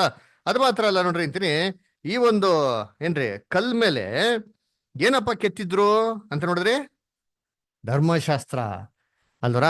ಸೊ ಆ ಕಲ್ಲು ಯೋಚನೆ ಮಾಡಿರ್ತೀನಿ, ಅಲ್ಲೇ ಬಿದ್ದಿದ್ದ ಅಂತಂದ್ರೆ ನ್ಯಾಚುರಲ್ ಆಗಿರೋ ಕಲ್ಲುಗಳು ಎಷ್ಟು ಕಲ್ಲುಗಳು ಬಿದ್ದಿತ್ತು, ಆ ಕಲ್ಲಿಗೆ ವ್ಯಾಲ್ಯೂ ಇರ್ತಾಯ್ತಾ? ಆ ಕಲ್ಲಿಗೆ ಯಾವಾಗ ಬೆಲೆ ಬಂತು ಅಂದ್ರೆ, ಇಡೀ ಜನಗಳು, ಇಡೀ ಇಸ್ರೇಲ್ ಜನಗಳೆಲ್ಲ ಬಲಿಪೀಠ ಯಾವಾಗಪ್ಪ ನಿಂತ್ಕೊಂಡ್ರು ಅಂದ್ರೆ, ಆ ಕಲ್ಲು ಬಲಿಪೀಠಕ್ಕೆ ಏನಾಯ್ತು, ಒಂದು ಅಂಗವಾಗಾಯ್ತು. ಅವಾಗೇನೇನ್ರಿ ಅದ್ಗೆ ವ್ಯಾಲ್ಯೂ ಅಲ್ವರ. ಇಲ್ಲಾಂದ್ರೆ ಕಲ್ಗಳು ತರಲ್ಲೇ ಇದ್ರೆ ಏನಿಲ್ಲ, ಏನೇ ಇಲ್ಲ. ಅದೇ ತರ ನೋಡ್ಬೇಕು, ನಾವು ಲೋಕದಲ್ಲಿ ಎಲ್ಲೆಲ್ಲೋ ಬಿದ್ದಿದ್ರಿ ಅದರ. ನಾವು ಸತ್ಯ ಕೇಳ್ತಾ ಇದ್ರಿ, ನಾವು ತಿಳ್ಕೊಂಡು ಯೇಸು ಕ್ರಿಸ್ತನ ಆರಾಧನೆ ಮಾಡ್ತಾ ಇದ್ರಿ ಅಂತ ತಿಳ್ಕೊಂಡ್ಬಿಟ್ಟು ಲೋಕದಲ್ಲಿ ಇಲ್ಲಿ ಬಿದ್ದಿದ್ದ ಅಂತಂದ್ರೆ ಸಭೆಗಳಲ್ಲಿ ನಾವು ದೇವ್ರ ಕಲ್ಲಾಗ ಹೋಯ್ತೀರಾ? ದೇವ್ರ ಕಲ್ಲಾಗ್ತೀರಾ? ದೇವ್ರಿಗೆ ಬಲಿಪೀಠ ಆಗೋದಿಕ್ ಸಾಧ್ಯನಾ ಅಲ್ವರ. ಲೋಕ ನೋಡ್ಬೇಕಾದ್ರೆ ಸಭೆಗಳಲ್ಲಿ ಏನ್ರಿ ಪ್ರಾರ್ಥನೆ ಮಾಡ್ತಾರೆ, ಯಾರಿಗೆ ಪ್ರಾರ್ಥನೆ ಮಾಡ್ತಾರೆ? ಯೇಸು ಕ್ರಿಸ್ತನ್ಗೆ, ಸ್ವಾಮಿ ಕರ್ತನೆ ರಾಜ ಅಂತ ಎಲ್ಲ ಹೇಳ್ಬಿಟ್ಟು ಕೊನೆಗೆ ಹೇಳೋದು, ಕರ್ತನೆ ನಿನ್ನ ಹೆಸರು ನಿನ್ಗೆ ಪ್ರಾರ್ಥನೆ ಮಾಡ್ತೀನಿ. ಏನ್ ತಮಾಷೆ ಅಲ್ವಾ? ಪ್ರಾರ್ಥನೆ ಮಾಡ್ಬೇಕಾದ್ರೆ ಯಾರಿಗೆ ಪ್ರಾರ್ಥನೆ ಮಾಡ್ಬೇಕು? ತಂದೆ ದೇವ್ರಿಗೆ ಯಾರ ಹೆಸರಲ್ಲಿ? ಕ್ರಿಸ್ತನ ಹೆಸರಲ್ಲಿ. ಅವ್ರು ನೋಡಿ ಅಟರ್ ಕನ್ಫ್ಯೂಷನ್, ಕ್ರಿಸ್ತನಿಗೆ ಕ್ರಿಸ್ತನ ಹೆಸರಲ್ಲಿ ಏನ್ ಮಾಡೋದು, ಪ್ರಾರ್ಥನೆ ಮಾಡೋದು. ಏನ್ ಹೇಳ್ತಾರೆ, ಸೂರ್ಯನಿಗೆ ಟಾರ್ಚ್ ಕೊಟ್ಟಂಗೆ ಅಂತ ಆ ಥರ ಹೇಳ್ದಂಗೆ ಅಲ್ವರ. ನೋಡ್ಬೇಕಾದ್ರೆ ದೇವ್ರ ಮಕ್ಳು ಜ್ಞಾನವಾಗಿ ಏನಾಗಿರ್ಬೇಕು ಇರ್ಬೇಕು. ಅದ್ ನೋಡ್ಬೇಕಾದ್ರೆ ನಾವು ಕಲ್ಲಾಗ್ಬೇಕು ಅಂತಂದ್ರೆ ಸುಮ್ಮನೆ ಕಲ್ಲಾಗ್ಬಿಟ್ರೆ ಸಲ್ಲಲ್ಲ ರೀ. ಅಂದ್ರೆ ಆ ಯೋಶ್ವ ಕಲ್ಲನ್ನು ತಂದ್ಬೇಕಾರೆ ದೇವ್ರು ನ್ಯಾಚುರಲ್ ಆಗಿ ಕಲ್ಲಪ್ಪ ಹಂಗೆ ಇರ್ಲಿ ಅಂತ ಅಂದ ತಕ್ಷಣ ಅವ್ನು ಹಂಗೆ ತಂದು ಕುಡ್ಸಿಲ್ಲ. ಅದೇನ್ ಮಾಡ್ದೆ ಹೇಳಿ, ಕ್ಲೀನ್ ಮಾಡ್ತಾನೆ ಅದರ. ಕಲ್ಲಲ್ಲಿ ಏನ್ ಮಾಡ್ತಾನೆ, ನೀರಲ್ಲಿ ಹಾಕ್ಬಿಟ್ಟು ಎಲ್ಲ ಕ್ಲೀನ್ ಮಾಡಿತಾನೆ. ಅದೇ ತರ ದೇವರು ನಮ್ಮನ್ನ ಕಲ್ಲಾಗಿ ಕರೆದಿದ್ಮೇಲೆ ನಾವು ಸತ್ಯಲ್ಲಿ ಏನ್ ಮಾಡಿ ನಮ್ಮನ್ನ ನಾವೇ ಶುದ್ಧ ಮಾಡ್ಕೊಬೇಕು ಅಲ್ಲ. ನಮ್ಮಲ್ಲಿರೋಂಥ ಕಲ್ಮಶಗಳೇಂತೆ ಕೆಲವೊಂದೆಲ್ಲ ಕೆಟ್ಟದೆಲ್ಲ ಏನಾಗಿದೆ ಅದನ್ನೇ ಮಾಡಕ್ ನಾವಲ್ಲ ಎಲ್ಲ ತೆಗೆದಾಕ್ಬೇಕು. ಅಂದ್ರೆ ತೆಗೆದಾಕಿ ಮೇಲೆ ಒಂದು ಶುದ್ಧವಾಗಿರೋ ಕಲ್ಲಾಗೋದು. ಆದ್ಮೇಲೆ ಅದ್ರ ಮೇಲೆ ಏನ್ ಮಾಡ್ಬೇಕು, ಪ್ರಮಾಣನ ಬರಿಬೇಕಾ ಏನ್ ಮಾಡ್ಬೇಕು? ಹಾ, ಕೆತ್ತಬೇಕು. ದಯವಿಟ್ಟು ಬರ್ಕೊಳಕ್ ಹೋಗ್ಬೇಡಿ ಅಲ್ವರ. ಬರ್ದ್ರೆ ಏನಾಗೋಯ್ತದೆ? ಅಳ್ಸೋಗ್ಬಿಡ್ತದೆ ಅಲ್ವರ. ಸೊ ಅದಕ್ಕೆ ಏನ್ ಮಾಡ್ಬೇಕು? ಕೆತ್ತಬೇಕು. ಅದರ ಕೆತ್ತದ್ದು ಯಾವತ್ತೂ ಶಾಶ್ವತ. ನಮ್ಮ ಹೃದಯದಲ್ಲಿ ದೇವ್ರ ವಾಕ್ಯ ಹೆಂಗಿರ್ಬೇಕು? ಏನ್ರಿ ಕೆತ್ತನೆ ಆಗಿ ನಮ್ಮಲ್ಲಿ ಉಳ್ದಿರ್ಬೇಕು. ಕೆಲವೊಂದು ವಿಚಾರ ಹೆಂಗಿರ್ತಾರೆ ಅಂತಂದ್ರೆ ನಾವು ಜೀವನದಲ್ಲಿ ಯಾವತ್ತೂ ಏನ್ ಮಾಡಲ್ಲ, ಅದನ್ನ ಮರೆಯೋದಿಲ್ಲ. ಹೌದಾ ಇಲ್ವಾ? ಕೆಲವೊಂದು ಇನ್ಸಿಡೆಂಟ್ಸ್ಗಳು ನೀವು ಚಿಕ್ಕ ವಯಸ್ಸಲ್ಲಿ ಏನಾಯ್ತು ಅಂತ 2ನೇ ಕ್ಲಾಸಲ್ಲಿ ನಿಮ್ಗೆ ಏನಾಯ್ತು ಅಂತ ಕೇಳಿ ನಿಮ್ಗೆ ಜ್ಞಾಪನ ಇರ್ತದ? ಜ್ಞಾಪನ ಇರಲ್ಲ. ಆದ್ರೆ ಕೆಲವು ವಿಚಾರಗಳು ನಮ್ಗೆ ಏನಾಗಿರ್ತದೆ, ಅದು ಯಾಕಂದ್ರೆ ಅದು ನಮ್ಗೆ ತುಂಬಾ ಬೇಕಾಗಿರೋಂಥದ್ದು, ತುಂಬಾ ಸೂಕ್ಷ್ಮ ಆಗಿರೋದು. ಅಷ್ಟು ಜೋಪಾನವಾಗಿ ದೇವ್ರ ವಾಕ್ಯ ನಾವು ಕಾಪಾಡ್ಬಿಟ್ಟ ಅಂತಂದ್ರೆ ನಮ್ಮಲ್ಲಿ ಯಾವತ್ತೂ ಇದು ನಮ್ಮನ್ನ ಬಿಟ್ಟೋಗೋದಿಕ್ಕೆ ಸಾಧ್ಯ ಇಲ್ಲ. ಅದಕ್ಕೆ ಬೈಬಲ್ ಹೇಳ್ತಾರೆ, ಧರ್ಮೋಪದೇಶ ಕಾಂಡ ಹೇಳ್ಬೇಕಾರೆ ದೇವರ ವಾಕ್ಯನ ಇಸ್ರೇಲ್ ಜನಗಳ ಕಾನಾನ್ ದೇಶಕ್ಕೆ ಕರ್ಕೊಂಡ್ಬೇಕಾರೆ ಹೇಳ್ತಾರೆ, ನೀವು ಕಾನಾನ್ ದೇಶಕ್ಕೆ ಕರ್ಕೊಂಡು ಹೋಗ್ಬೇಕಾರೆ ನಿಮ್ಮ ಮಕ್ಳುಗಳಿಗೆ ದೇವ್ರ ವಾಕ್ಯ ನೀವೇನ್ ಮಾಡಿ ಉಪದೇಶಿಸಿ. ಇದು ಹೆಂಗೆ ನೀವು ಕಟ್ಕೊಬೇಕು ಅಂತಂದ್ರೆ ಕತ್ತಿಗೆ ಏನಂತೆ ಒಂದು ಒಂದು ಚೈನ್ ಆಗಿ ನೆಕ್ಲೆಸ್ ತರ ಹಾಕೊಳ್ಳಿ ಅಂತ ಹೇಳ್ತಾರೆ. ಕೈಗೇನ್ರಿ ಒಂದು ಬಳೆ ತರ ಹಾಕೊಳ್ಳಿ, ಕಿವಿಗೆ ಏನಾಗ್ಬೇಕು ನೀವು ಓಲೆ ತರ ಹಾಕೊಳ್ಳಿ ಅಂತ ಹೇಳ್ತಾರೆ. ಏನಕ್ಕೆ ಹಾಕೋಣ ಅಂತ ಹೇಳೋದು? ಈ ವಾರ ಬ್ರದರ್ ಹೇಳ್ದಲ್ಲ ಏನ್ ರೀಸನ್ಸ್ ಇದೆ ಅಂತ. ಚಿನ್ನ ಏನಕ್ಕೆ ಆಗ್ತಾಯಿದ್ರು, ಬಂಗಾರ ಆಗ್ತಾಯಿದ್ರು, ಎಲ್ಲ ಕಾರಣಗಳಿದೆಯಲ್ಲ, ಮೆಡಿಕಲ್ ರೀಸನ್ಸ್ ಅದರ ಸೈಂಟಿಫಿಕ್ ರೀಸನ್ಸ್. ಇದೇ ತರ ದೇವ್ರ ವಾಕ್ಯ ನಮ್ಮಲ್ಲಿ ಇತ್ತು ಅಂತಂದ್ರೆ ಏನಾಗ್ತಾರೆ ಹೇಳ್ರಿ, ನಮ್ಗೆ ಬಲ, ಜ್ಞಾನ, ಬುದ್ಧಿ, ತಿಳುವಳಿಕೆ. ಅವರ ಬೈಬಲ್ ಹೇಳ್ತಾರೆ, ನೀವು ಏನ್ರಿ ನೀವು ಮಲಗಿರ್ಬೇಕಾದ್ರೆ, ಎದ್ದಿರ್ಬೇಕಾರೆ, ಮನೆಯಿಂದ ಹೊರಗಡೆ ಹೋಗ್ಬೇಕಾರೆ, ಹೊರಗಡೆ ಬರ್ಬೇಕಾರೆ ಏನ್ ಮಾಡ್ರಿ ನೀವು? ಏನ್ ಜ್ಞಾಪನ ಪಡ್ಕೊಂಡು ಏನ್ ಅರ್ಥ? ನೀವು ಹೋಗ್ತಾ ಇರ್ಬೇಕಾರೆ ಇರಿ ಬೈಬಲ್ ವಾಕ್ಯ ಜ್ಞಾಪನ ಇಟ್ಕೊಂಡು ಹೋಗೋಣ, ಮನೆಗೆ ಬರ್ಬೇಕಾದ್ರೆ ಬೈಬಲ್ನ ವಾಕ್ಯ ಇಟ್ಕೊಂಡು ಮಾಡಿ ಬರ್ಬೇಕಂತನಾ? ಏನ್ ಅರ್ಥ ಅದು?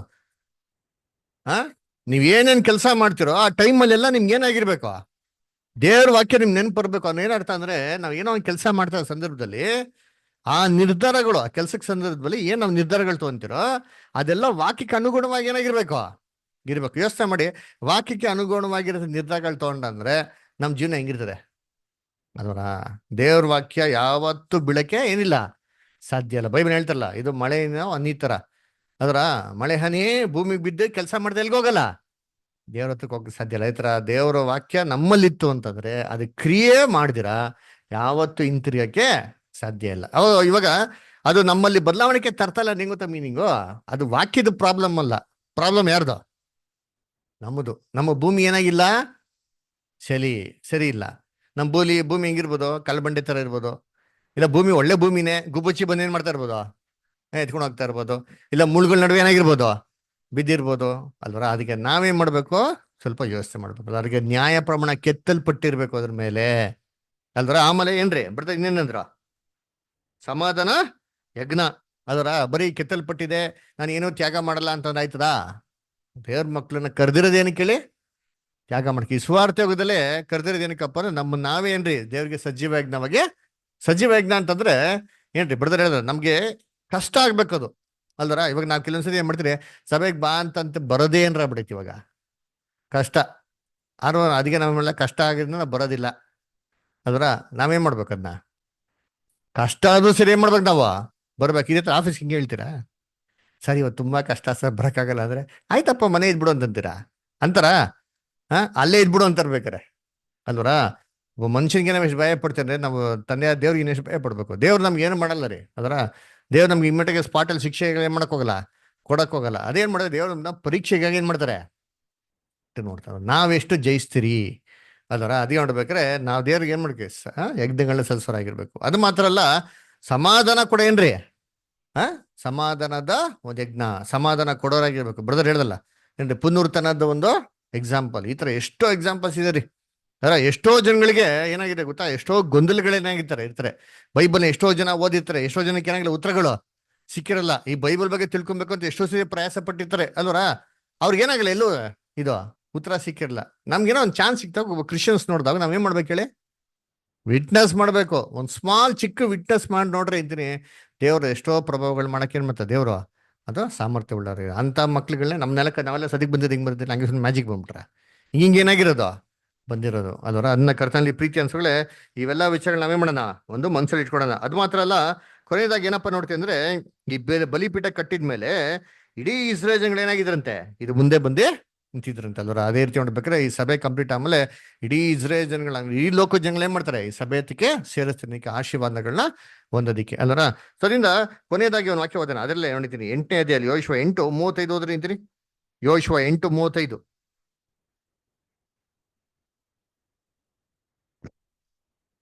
ಮೋಶೆಯು ಆಜ್ಞಾಪಿಸಿದ್ದರಲ್ಲಿ ಹ್ಮ್. ಒಂದನ್ನೂ ಬಿಡದೆ ಹ್ಮ್. ಹೆಂಗಸರಿಗೂ ಚಿಕ್ಕವರಿಗೂ ಅವರಲ್ಲಿದ್ದ ಅನ್ಯ ದೇಶಸ್ಥರಿಗೂ ಕೇಳಿಸುವಂತೆ ಹ್ಮ್. ಸರ್ವ ಸಮೂಹದ ಮುಂದೆ ಓದಿದನು. ನೋಡ್ರ ಏನ್ರಿ ಮಾಡ್ದಂತವ್ರ ಇಡೀ ಇಸ್ರೇಲ್ ಜನಗಳಿಗೆ ಯೋಶುವ ಏನ್ ಮಾಡದಂತೆ ಮೋಸೆ ಏನೆಲ್ಲ ಕೊಟ್ಟಿದ್ರು ಒಂದನ್ನು ಬಿಡ್ದಿರಾ ಯಾರಿಗೆ ಟೀಚ್ ಮಾಡಿದ್ದಾರೆ ಅದರ ಅದೇ ತರ ಇವಾಗ ನಾವೇನ್ ಸತ್ಯ ಕಲಿತಿದ್ರು ಕ್ರಿಸ್ತನ್ ರಾಜ್ಯದಲ್ಲಿ ಇಡೀ ಲೋಕ ಜನಗಳಿಗೆ ಇದೇ ಸತ್ಯನ ಏನ್ ಮಾಡ್ತಾರೆ ಅವರು ಕಲಿತಾರೆ ಅದರ ಆದ್ರೆ ಒಂದೇ ಡಿಫ್ರೆನ್ಸ್ ಇವಾಗ ನಾವು ಕಲ್ತಿದ್ರೆ ನಮ್ಗೆ ಪರಲೋಕ ರಕ್ಷಣೆ ಒಂದು ಭಾಗ್ಯ ಇದೆ ಆದ್ರೆ ಕ್ರಿಸ್ತನ್ ರಾಜ್ಯದಲ್ಲಿ ಕಲ್ತಿದ್ರೆ ಭೂಲೋಕ ರಕ್ಷಣೆ ಇರ್ಬೋದು ಅಲ್ಲ ನನ್ನ ಕರ್ತನಲ್ಲಿ ಪ್ರೀತಿ ಅನ್ಸೋರ್ಗಳೇ ಏನ್ರಿ ಕೊಟ್ಟಂತ ಒಳ್ಳೆ ವಾಕ್ಯ ಸಂದೇಶಕ್ಕಾಗಿ ನಾವು ತಂದೆಯ ದೇವ್ರಿಗೂ ನಮ್ಮ ರಕ್ಷಕಂತ ಯೇಸು ಕ್ರಿಸ್ತನಿಗೂ ತುಂಬಾ ಕೃತಜ್ಞರಾಗೋಣ.